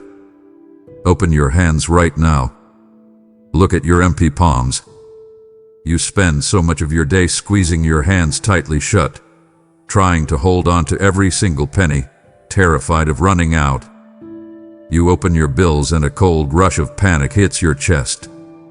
You stand in the grocery store and worry about how you are going to feed your family and still pay the electric bill. You are deeply afraid of the future. I want to shatter the dark spirit of lack and poverty that is hovering over your mind. Look outside your window. Look at the birds of the air. They do not have bank accounts. They do not invest in the stock market. They do not stay awake at 3 a.m. worrying about inflation. Yet, I feed them every single morning. Look at the flowers of the field. They do not stress about their appearance, yet they are dressed more beautifully than royalty. If I care for the simple birds and the quiet flowers, how much more intensely do you think I care for you, my beloved child? I am Jehovah Jireh. I am your ultimate provider. Your job is not your provider. It is simply a tool I use. The government is not your provider. Your investments are not your ultimate security. I am the source of all your wealth, health, and provision. I command you to shift your focus from your empty bank account to my endless heavenly resources. But I also want you to understand the clear difference between your wants and your needs. The world screams at you to buy more, upgrade faster, and consume endlessly to fill the void in your soul. I will always supply exactly what you need to fulfill your purpose, but I will not fund your ego. I invite you to apply the miracle of the loaves and fishes to your daily life. You look at what you have, a meager paycheck, limited time, exhausting circumstances, and you say, "This is not enough. This is useless." But when you bring that small amount to me, when you give me your first fruits with a grateful heart, I will multiply it. I can stretch your dollars further than a spreadsheet can calculate. I can multiply your energy. I can bring sudden, unexpected favor to your doorstep. Break the mental chain of scarcity. Stop speaking words of poverty over your home. Learn the deep, unshakable secret of being content in all circumstances. True wealth is not having a massive bank account. True wealth is knowing that you are fully backed by the Creator of the universe. Whether you are eating a simple meal at a small table or dining at a massive banquet, your joy should remain exactly the same. Keep your hands open. Be generous even when it hurts, because generosity breaks the back of greed. Trust my economy. I have never failed you yet, and I am certainly not going to start failing you today. I have just shown you that I am Jehovah Jireh, your ultimate provider. And now I am testing the soil of your heart to see if you trust me enough to be a conduit of my abundance. You do not have to grip your resources with a spirit of fear, for I am the one who multiplies the loaves and the fishes in your very hands. I am personally inviting you to partner with me today by becoming a member or sowing a seed through PayPal to ensure my voice continues to roar across the nations. This is your divine appointment to break the back of lack in your own life by planting a seed in the fertile ground of my kingdom. I declare that as you honor me with your substance, the windows of heaven will violently open over your household, releasing a flood of provision you cannot contain. Your gift today is the fuel that carries my promise of rest to a weary, broken-hearted world. I command you to honor my provision by seeding into this ministry this very second. I am pouring my very soul into these words for you, and it would disappoint me beyond measure if you allowed the distractions of a dying world to pull you away before I can show you the full extent of my provision. I see the massive breakthroughs waiting just ahead on this path, and it pains me to think you might miss the miracle because you grew weary of listening to my voice. Do not abandon this sacred conversation. Your soul is starving for the truth that is about to follow, and I long to feed you until you are completely full. Pay close attention to your weak moments. I see what happens when the house is totally quiet. You are completely exhausted, and your emotional defenses are down. That is exactly when the enemy attacks. He does not show up as a terrifying monster. He shows up as a quiet, reasonable whisper. He tells you that just one more drink will calm your nerves. He tells you that just one more click on that website won't hurt anyone. He convinces you that gossiping about your coworker is justified, or that blowing up in anger at your spouse is perfectly understandable. I want you to recognize the subtle, highly deceptive tactics of the great deceiver. He studies your habits. He knows your triggers. He lays out invisible traps specifically designed for your unique weaknesses. I command you to stop walking out your front door completely unarmed. You would never walk into a physical war zone wearing just a t-shirt, yet you walk into a brutal spiritual battle every day without putting on the full armor of God. Put on the belt of truth to hold your crumbling life together. Fasten the heavy breastplate of righteousness over your vulnerable heart. Put on the shoes of peace so you do not slip when the road gets rough. Take up the massive shield of faith to block the flaming arrows of anxiety and temptation that are constantly shot at your mind. And grab the sword of the Spirit, which is my word. Do not just carry the sword, swing it. Speak the truth loudly into the darkness. When you are in a moment of intense weakness, when your willpower is completely gone and you are about to give in to that old, toxic habit, use my name. There is literal, explosive power found in the name of Jesus. You do not need a long, eloquent prayer. Just say the name out loud in your empty room.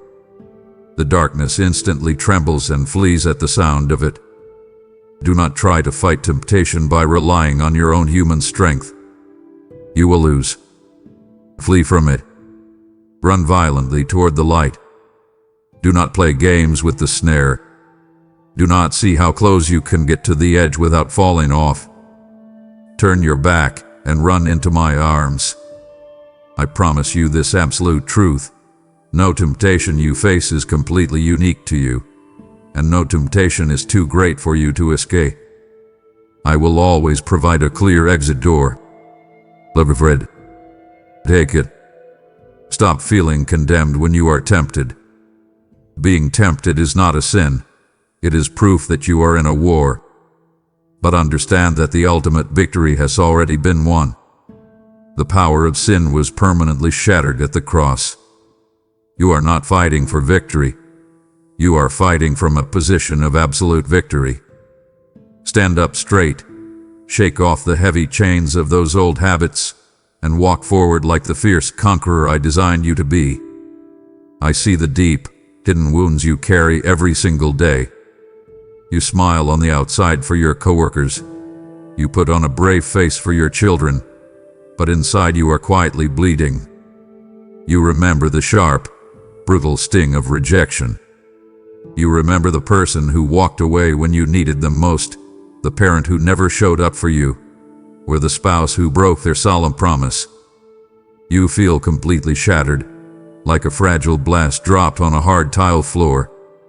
You look at the jagged pieces of your life, and you think it is impossible to put them back together. I command you to bring those sharp, broken pieces to me right now. I am the great physician.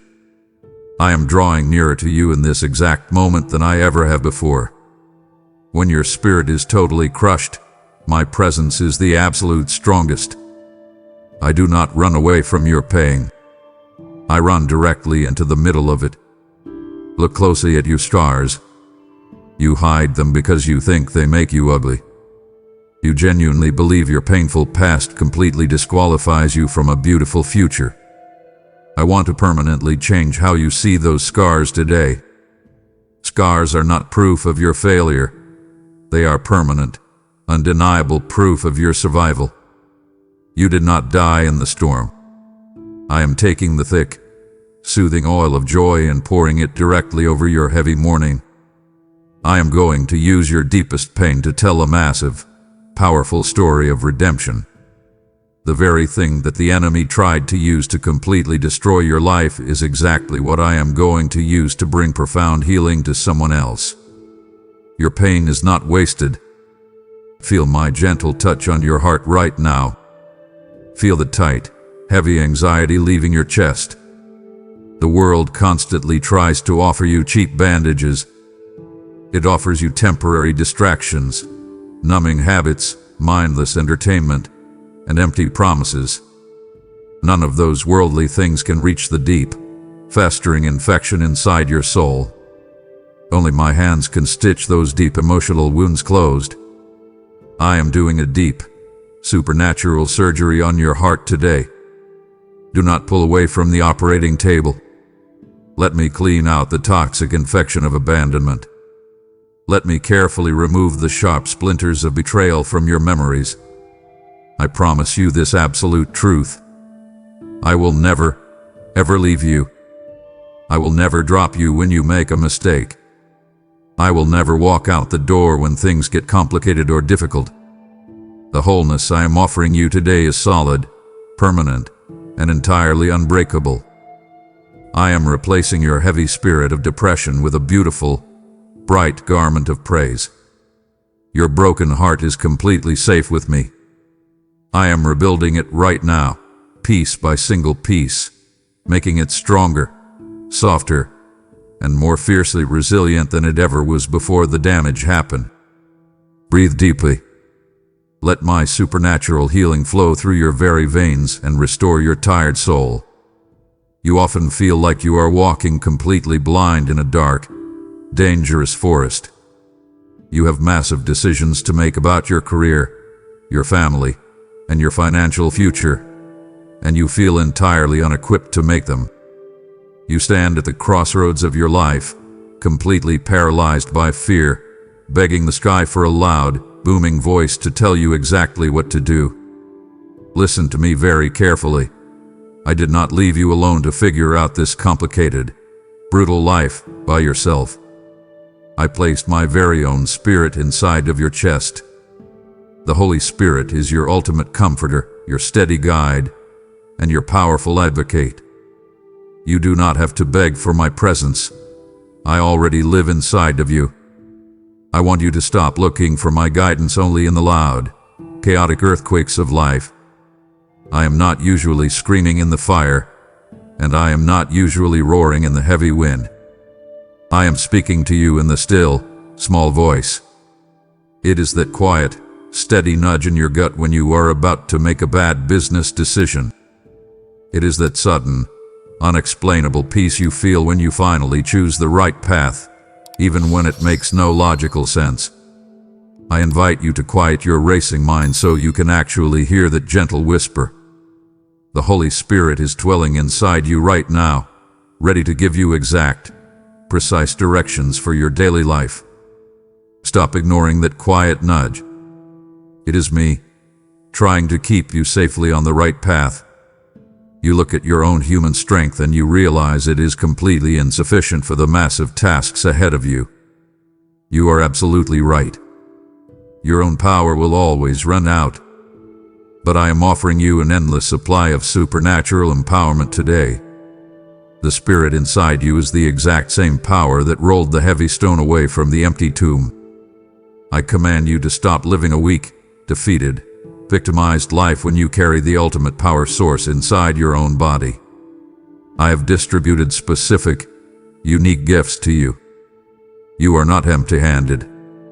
You have a vital, irreplaceable role to play in building up my church and bringing massive light to your dark community.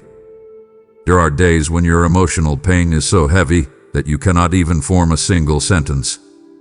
You kneel by your bed, completely exhausted, and you just cry, entirely lacking the words to explain how much you are hurting. Do not be ashamed of your silence. In those desperate, quiet moments, the Holy Spirit steps in and violently intercedes for you. The Spirit translates your heavy groans and your silent tears into perfect, powerful prayers right before my throne. You are never praying alone. Stay constantly filled with my Spirit. Do not let your spiritual tank run completely empty from the demands of your job and your family. Come back to the source every single day through prayer and quiet devotion. Let the Comforter wrap a thick, warm blanket of peace around your anxious mind today. Look at your physical body right now.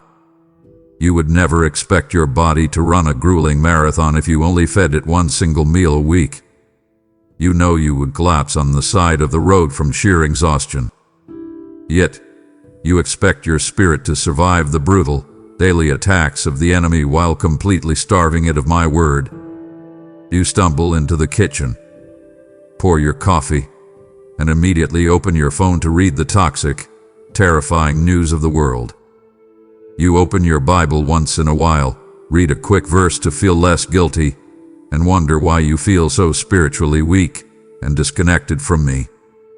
I command you to change your daily morning routine immediately. I am calling you to feed on my word every single day. It is your vital, non-negotiable daily bread. The Bible is not just a dusty, boring book of ancient history. It is a living, breathing, incredibly sharp document. It is literally alive. When you read it, it is simultaneously reading your heart. It acts as a bright, piercing lamp under your feet when you are walking down a pitch-black path. When you do not know which job offer to take, how to discipline your teenager, or how to handle a massive financial crisis, my word provides the exact light you need for your very next step. I am not asking you to see 10 miles down the road. I am just asking you to let my word light up the next 3 feet in front of you. Take one single step of faith based on what I have spoken. I invite you to dig deep into the pages of Scripture. There is hidden, miraculous manna waiting for you in those ancient stories. You think your modern problems, your crushing credit card debt, your toxic work environment, your marriage struggles are completely unique to you. They are not. The ancient truths found in my word are directly applicable to your modern-day massive problems. When you read about David facing Goliath, I am teaching you exactly how to face your overwhelming mortgage or your scary medical diagnosis. Reading the word is a biological, metabolic necessity for your spiritual survival. You must completely digest my truth so it becomes part of your very DNA. Stop treating time with my word as a boring chore to check off your daily to-do list, Treat it exactly like a desperate, dying man treats a glass of clear water in a scorching desert. It literally breathes fresh life into your dead, tired lungs. When you read my promises out loud in your empty room, the dark, suffocating fog of depression begins to lift off your mind. The heavy chains of anxiety begin to violently snap. Make a concrete decision today. Before you look at the endless, toxic social media feed, look at the good news. Feed your spirit first. Nourish your deep soul before you face the aggressive demands of the world. Let my absolute truth be the very first voice you hear every morning. Let us talk about your search for ultimate joy. You have spent so much of your life aggressively chasing your own personal happiness. You hustle constantly for the bigger paycheck, the better car, the nicer house, and the higher status, genuinely thinking those things will finally fill the empty hole in your chest. But every single time you reach the goal, you feel incredibly hollow again. I am inviting you into a radical, completely opposite way of living. You will find your greatest, most explosive joy when you finally take your eyes off yourself and start fiercely loving your neighbor. It is the greatest paradox of my kingdom. You have to completely lose your selfish life in order to actually find your true life. Look around you today. Look at the people in the grocery store line. Look at the people in your office. The world is bleeding. People are hurting, desperately lonely, and absolutely terrified of the future. I do not want you to just feel bad for them. I command you to become my actual, physical hands and feet in this broken world. When you see a single mother struggling to pay for her groceries, step in and pay the bill. When you see a coworker sitting alone and looking totally defeated, walk over and offer them a word of intense encouragement. I am calling you to move away from a small, tight, be-centered life into a massive, expansive kingdom-centered life. I want you to fiercely protect the secret acts of kindness. Do not do these generous things so you can post a video about them on the internet and get a cheap round of applause from strangers. That empty applause is a terrible, worthless reward. I see exactly what you do in the dark. I see the quiet moments when you help someone without taking any credit. The rewards for those secret acts are massive and completely eternal. When you serve the broken, the poor, and the completely forgotten, you are literally serving me. You are touching my heart directly. You severely underestimate the incredible impact of a single soul dedicated to serving others. You falsely think you need a massive public platform or millions of dollars to actually change the world. That is a dark lie. You can change the entire trajectory of someone's broken life with a single, deeply intentional conversation. You can break a generational curse of poverty or anger just by showing up and choosing to love someone fiercely when they do not deserve it. Step out of your safe comfort zone today. Stop obsessing over your own little kingdom. Start aggressively building mine. When you pour your life out for others, I promise you this: I will personally ensure that your own cup never, ever runs dry. I will fill you with a deep, intensely satisfying joy that money absolutely cannot buy. You have heard my call to lose your life in service to others, and now I am giving you a practical way to become my actual hands and feet in this digital wilderness. I see your desire to make a kingdom-centered impact, and I am telling you that your support of this channel is a direct investment in the salvation of souls you may never meet on this side of eternity. When you choose to support this mission through super thanks or the description links, you are building a massive bridge of hope for the lonely and the forgotten. I have spoken that the generous soul will be made rich, and I am ready to prove my word true in your finances and your family today. Do not just be a listener of my word, be a fierce participant in its global explosion. Your sacrifice today will become a crown of joy in the heavens, marking you as a faithful steward of my mysteries. I command you to step out in selfless love and plant your seed right now.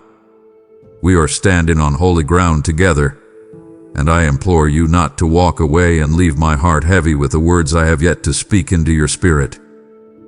It would be a profound tragedy if you stopped now, missing the specific blueprints I have drawn for your unique calling and your eternal destiny.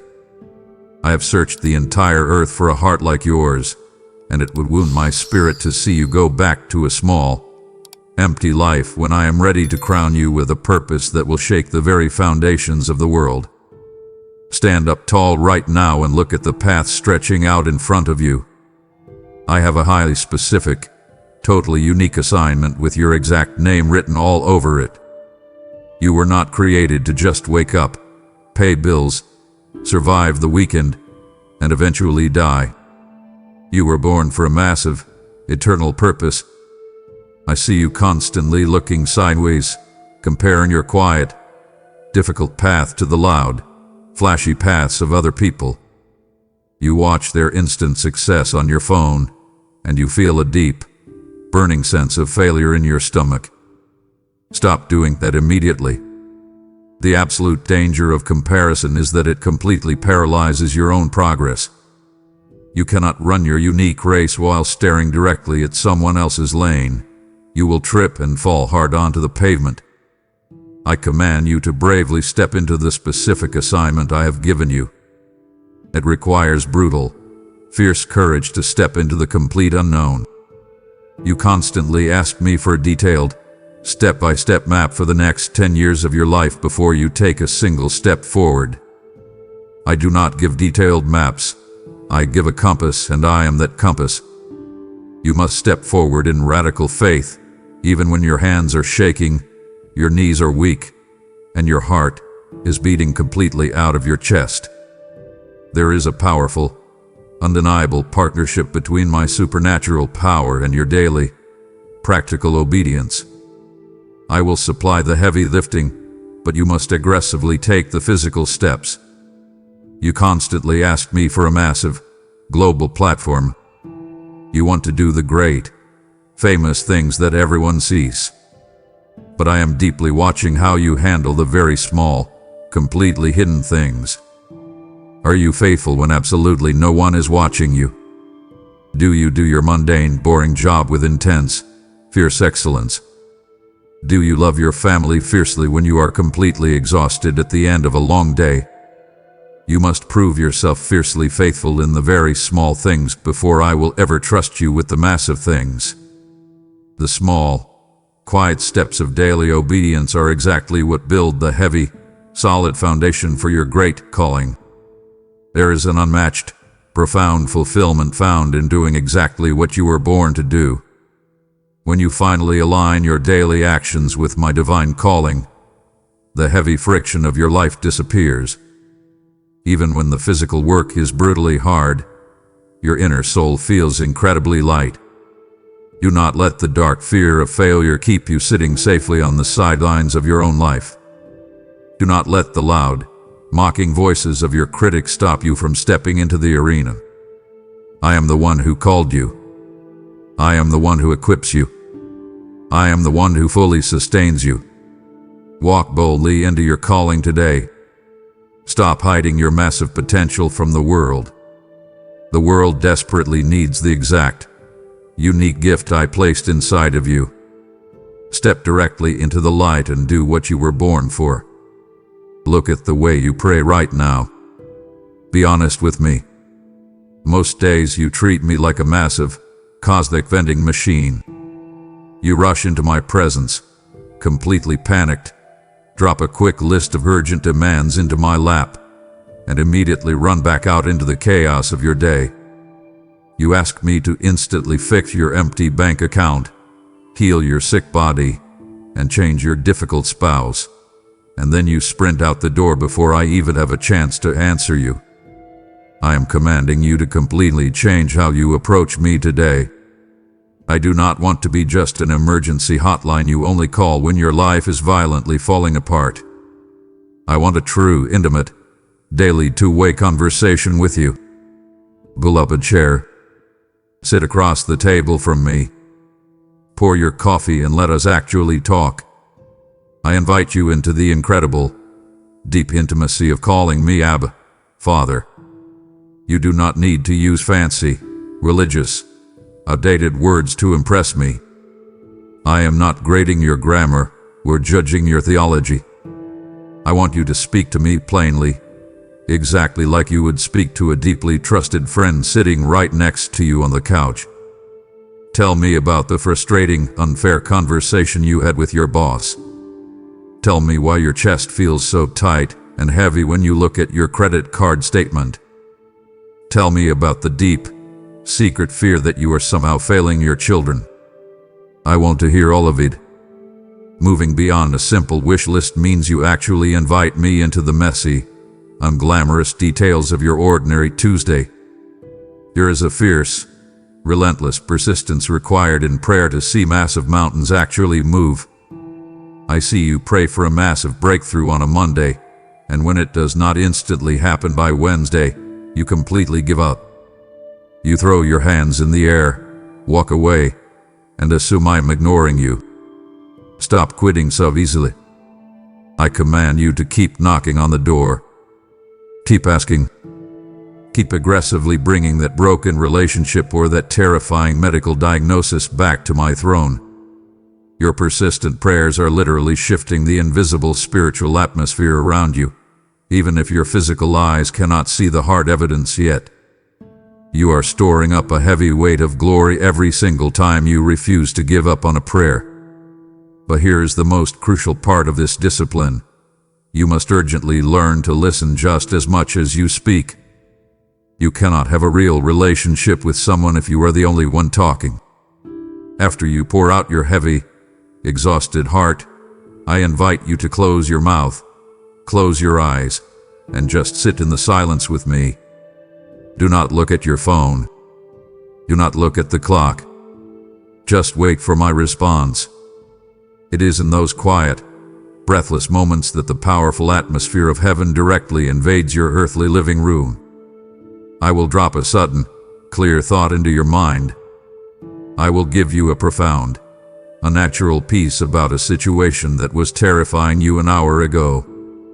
Let us create a totally new lifestyle of constant, unbroken communion. Talk to me while you are driving in traffic. Whisper to me while you are cooking dinner. I'm always listening. I'm always right here. Look directly at the massive, terrifying giant standing right in front of you today. I know exactly what your personal Goliath looks like. For you, that giant might be a crushing, suffocating mountain of financial debt that makes you physically sick to your stomach every time you check your mail. For someone else, the giant is a terrifying, incurable illness written plainly on a clinical medical chart. For another, it is a fierce, raging addiction that has kept your family locked in a dark, miserable prison for generations. You wake up every single morning, and this giant is standing right in the middle of your life, loudly mocking you, telling you that you are entirely powerless and that you are going to be completely destroyed. I command you to stop listening to the mocking voice of the enemy. Look away from the giant and look directly at me. I see you desperately trying to fight these massive battles wearing man's heavy, useless armor. You are trying to defeat your financial giant by working 80 exhausting hours a week until your body completely collapses. You are trying to beat your emotional giants by relying entirely on worldly advice, self-help books, and toxic coping mechanisms. It is not working. The armor of human logic and human effort is entirely too heavy for you, and it simply does not fit. Take it off right now. You do not need man's fragile armor to win a supernatural battle. The battle does not belong to you. The battle belongs entirely to me. I invite you to look down at your own hands. What do you already have? David only had a simple leather sling and 5 smooth stones from the river. You think you need a massive bank account, a perfect legal team, or a sudden miracle cure to win this fight. But I am asking you to use the small, seemingly insignificant faith you have right now in this exact moment. Use the simple word of God you memorized. Use the quiet, desperate prayer you whispered in your car. When you place your tiny, insufficient resources into my massive hands, they become a highly lethal weapon against the darkness. It is the strategy of using exactly what is in your hand, combined with my limitless power, that brings the giant crashing down into the dirt. You must violently shift your focus today. Stop measuring the massive size of the giant and start focusing entirely on the infinite size of your God. Your debt is big, but I own the cattle on 1,000 hills. Your disease is aggressive, but I am the absolute creator of every single cell in your physical body. The giant wants you intimidated, shrinking back in total fear. I command you to stand your ground. I want you to let out a massive, loud shout of victory today, right now, before the stone is even thrown. Do not wait for the giant to fall before you start praising me. Praise me directly in the face of the massive threat. Praise is the heavy stone that sinks directly into the forehead of your absolute worst fear. When the breakthrough finally comes, and it will come, make sure you give me all the profound glory. Look out at the world around you. It feels incredibly dark right now, does it not? You turn on the evening news and you are instantly overwhelmed by the loud, violent chaos of a deeply broken society. You walk into your workplace and feel the thick, heavy blanket of cynicism, greed, and toxic gossip weighing you down. You look at your own extended family and see bitter divisions and deep, ugly resentments. You feel entirely surrounded by aggressive shadows, and you wonder how you are supposed to survive in such a harsh, dark place. Listen to me carefully. You were not designed to just silently survive the darkness. You were deliberately designed to completely shatter it. I am calling you to step fully into your role as a bright, blazing city on a hill that absolutely cannot be hidden. You cannot reflect my brilliant glory if you are constantly hiding your faith to safely blend in with the culture. I see you shrinking back, keeping your mouth shut, and dimming your own light because you are terrified of being mocked, canceled, or rejected by your peers. Stop hiding. I command you to step boldly out of the shadows. The intense contrast between the world's heavy, depressing shadow and my radiant, life-giving brilliance should be totally obvious in your daily life. When your coworkers are aggressively complaining and speaking defeat over the company, I want you to speak fierce hope. When the world tells you to seek vicious revenge, I want you to display radical, shocking forgiveness. Your unusual, peaceful reaction to massive chaos is the exact light they desperately need to see. Your personal testimony is not just a nice, polite story you tell at church. It is a massive, blazing torch that physically lights the way for others who are completely lost in the dark. There is someone in your exact neighborhood, someone in your exact office, who is secretly drowning in a dark, violent sea of depression. They are looking at you right now, quietly watching how you handle your stress, your money, and your physical pain. When they see you firmly anchored in my peace while the world completely burns, they will be violently drawn to the light inside of you. Do not underestimate the massive power of your daily example. You are carrying the very flame of the Holy Spirit inside your chest. Let it burn bright and hot. But you must actively protect your flame. If you isolate yourself from me and from other believers, your bright light will slowly flicker and die. You must stay heavily lit through constant, deep fellowship with other believers and passionate, daily worship. You cannot sustain the fire entirely on your own. When the cold, harsh winds of the world blow hard against you, wrap yourself deeply in my presence. I give you this absolute, unbreakable promise today. The darkness, no matter how thick, how violent, or how aggressive, shall never, ever overcome the light. Even a single, tiny candle completely destroys the power of a pitch-black room. You are that candle. Shine boldly today. Bring your heavy, complicated decisions directly to me right now. I see you standing at a massive crossroads in your life, completely paralyzed by indecision. You are facing a complex, terrifying dilemma about your career path, a deeply painful conflict in your marriage, or a highly confusing situation with your children. What do? You instantly pull out your phone and desperately search the internet for answers. You poll your friends, you read worldly self-help articles, and you consume endless opinions from deeply flawed, confused humans. I command you to stop outsourcing your life's decisions to a world that is completely blind. I am inviting you to aggressively seek my eternal, perfect perspective on your earthly dilemmas. There is a massive, fundamental difference between worldly knowledge and my divine wisdom. The world can give you raw data, spreadsheets, statistics, and logical probabilities. The world will strongly tell you to protect yourself at all costs, to cut ties aggressively, to fiercely chase the money, and to step on anyone who gets in your way. But divine wisdom often looks like complete foolishness to the logical human mind. My wisdom tells you to radically forgive the person who deeply hurt you. My wisdom tells you to generously give your money away when you are absolutely terrified of being poor. My wisdom tells you to stay quiet and trust me when you desperately want to defend yourself out loud. I am offering you the actual mind of Christ today. You do not have to guess what the right path is.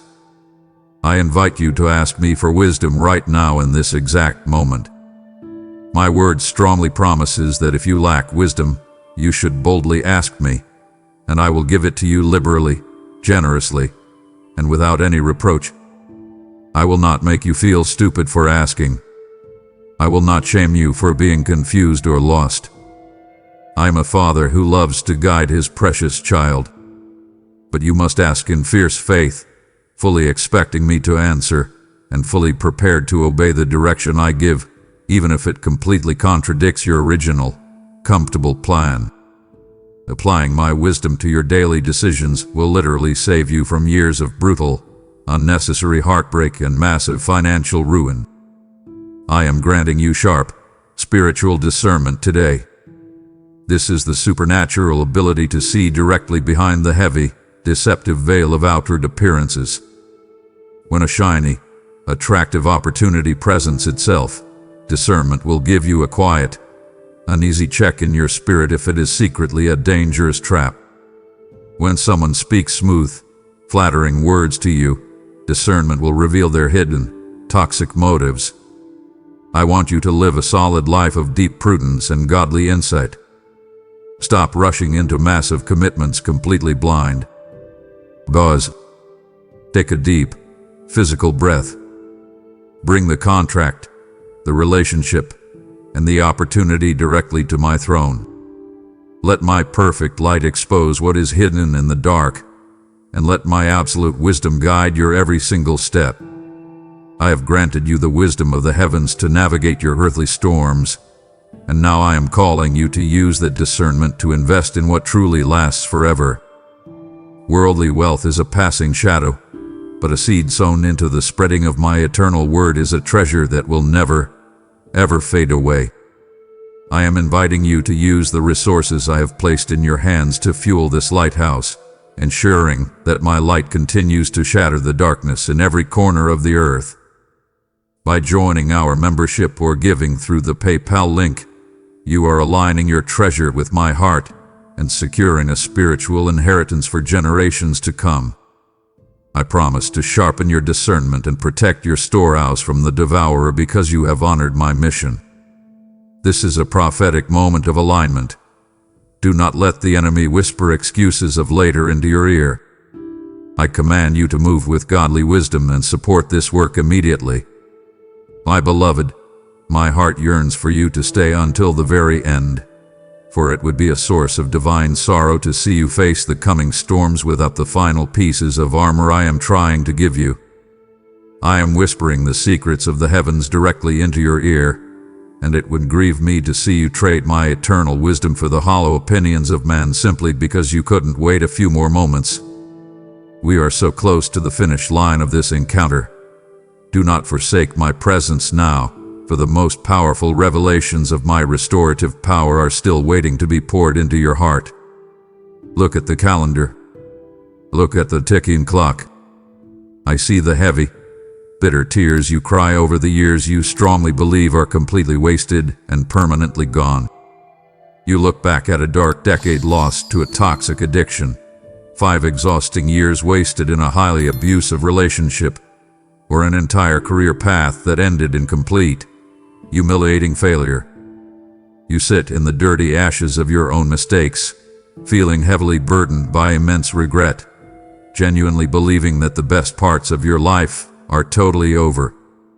You think you have permanently ruined my perfect plan for you. I command you to wipe your eyes and listen to my voice right now. You are speaking to the God of the ultimate second chance. I do not just forgive your past. I actively, aggressively restore it. I make you this absolute, unbreakable promise today. I will fully restore to you the years that the locusts have violently eaten.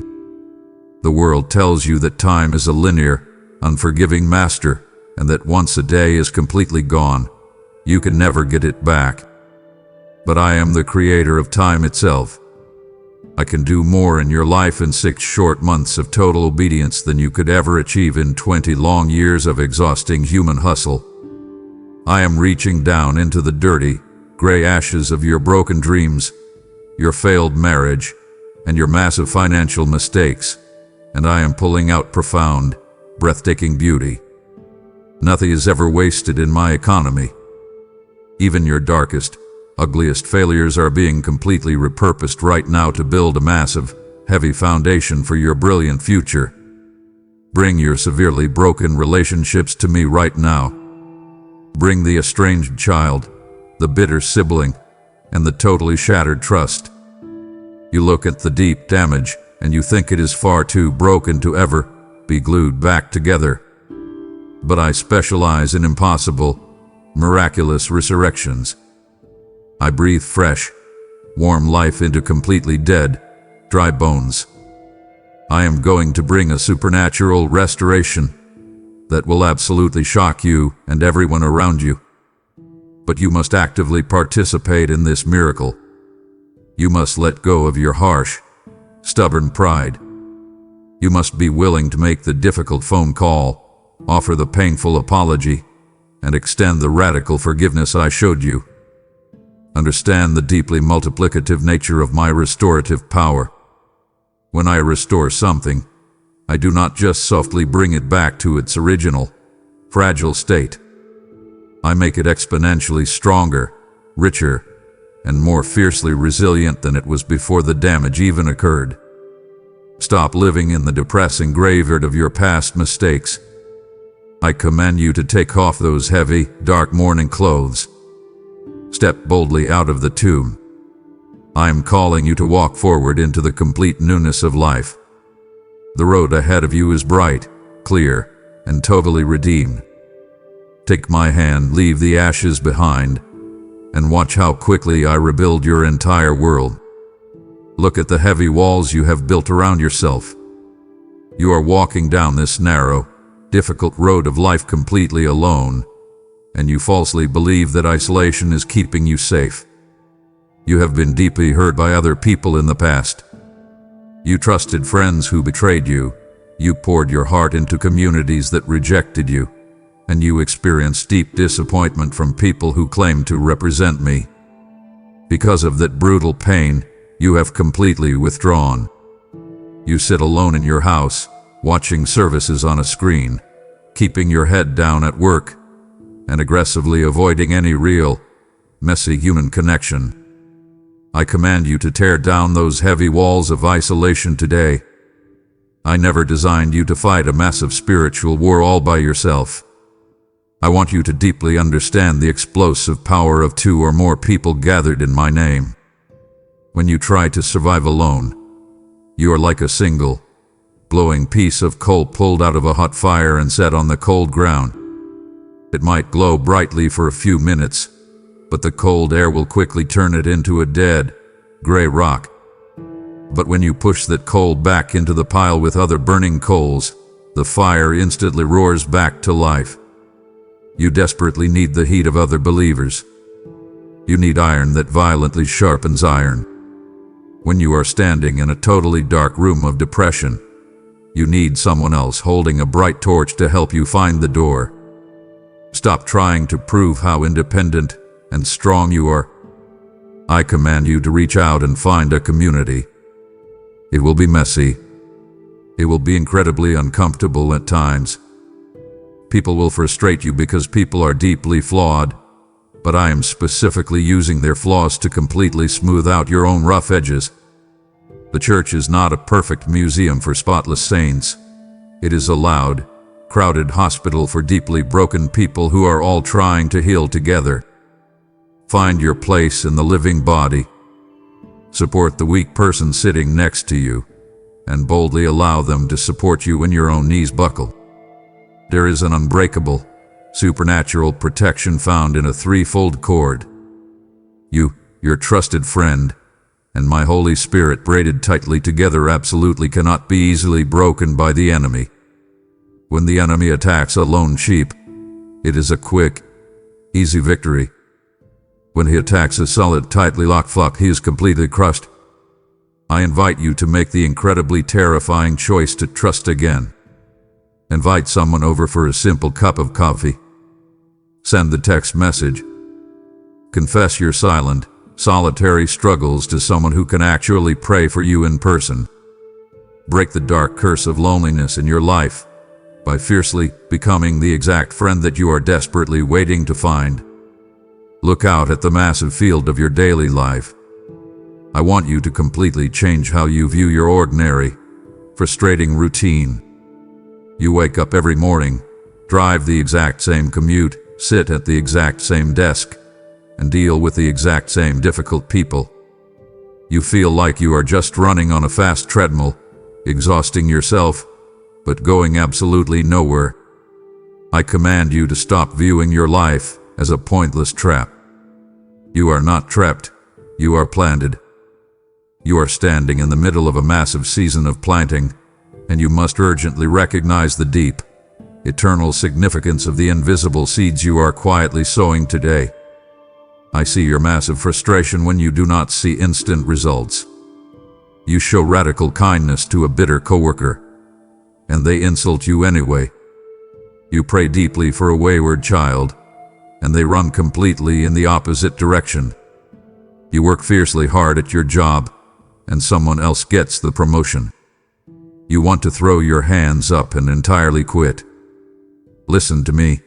You must aggressively develop endurance during the dark, invisible growing phase.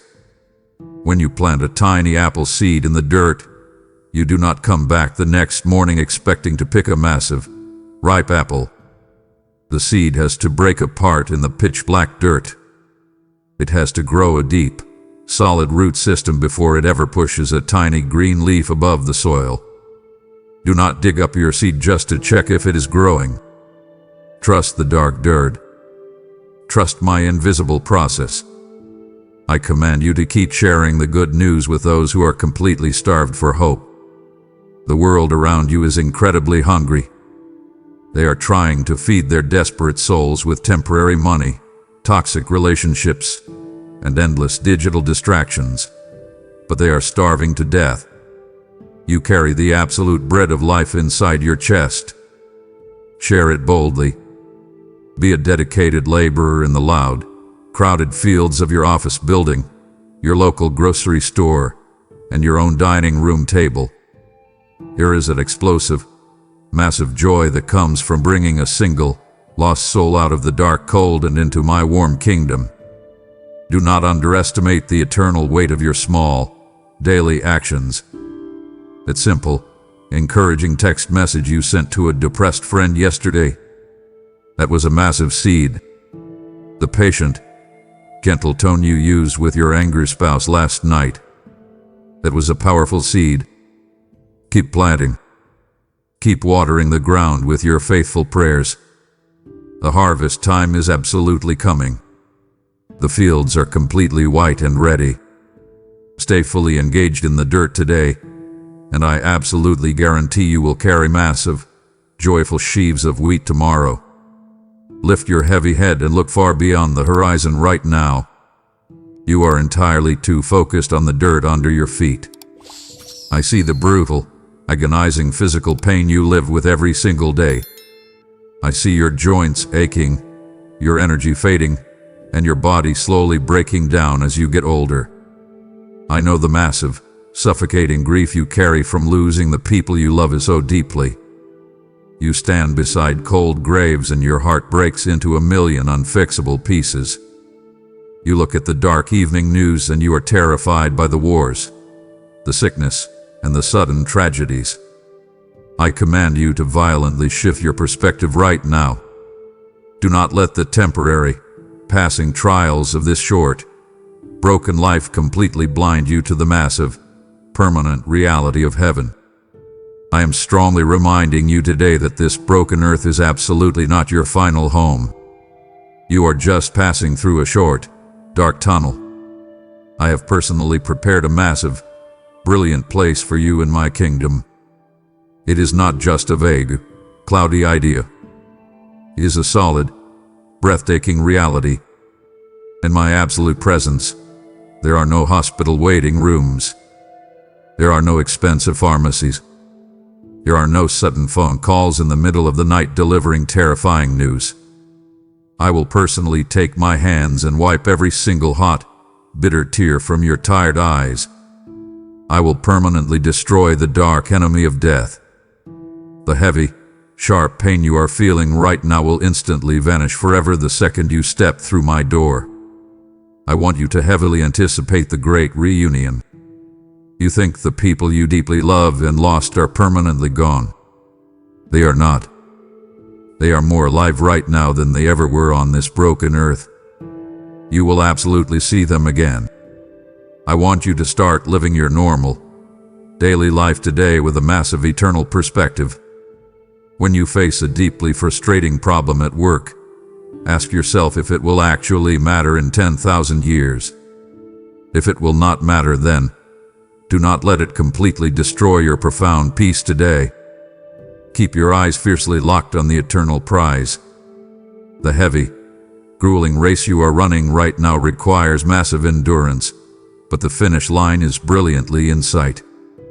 I am holding a beautiful, weighty crown of life in my hands, and it has your exact name permanently engraved on it. Do not let the heavy darkness of this temporary world convince you to quit the race early. Look up. Breathe deeply. The morning sun of eternity is just about to break over the dark mountains, and the glory that is coming will completely erase every single ounce of pain you have ever suffered. Pause right now.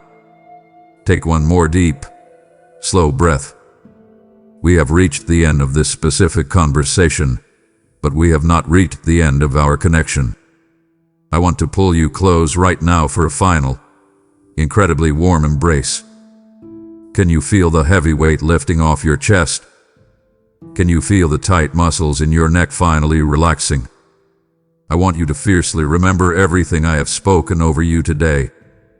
I completely, unconditionally, and violently love you. My love for you is not a fragile, temporary feeling. It is a massive, unbreakable mountain. Nothing you did yesterday, and absolutely nothing you will do tomorrow, can ever make me love you any less than I do right in this exact, perfect moment. I make you this absolute, final vow. I will never, ever leave you, and I will absolutely never forsake you. When you walk back out into the loud, chaotic, deeply demanding world in just a few minutes, you are not walking back out there alone. I am walking right beside you. I am standing directly in front of you to boldly clear the path, and I am standing firmly behind you to completely guard your back. I strongly invite you to make this exact stillness a daily, non-negotiable habit. Start every single morning by giving me these 2 quiet minutes. Let me set the spiritual armor on your shoulders before you ever look at your glowing phone or read a single urgent email. I am leaving my profound, supernatural peace completely with you. It is a heavy, solid anchor that will keep your mind totally safe when the world starts spinning out of control. Do not let anyone steal this peace from you. If the boss screams, if the bank account drops, or if the car breaks down, you hold fiercely onto my hand. You are perfectly safe. You are deeply provided for.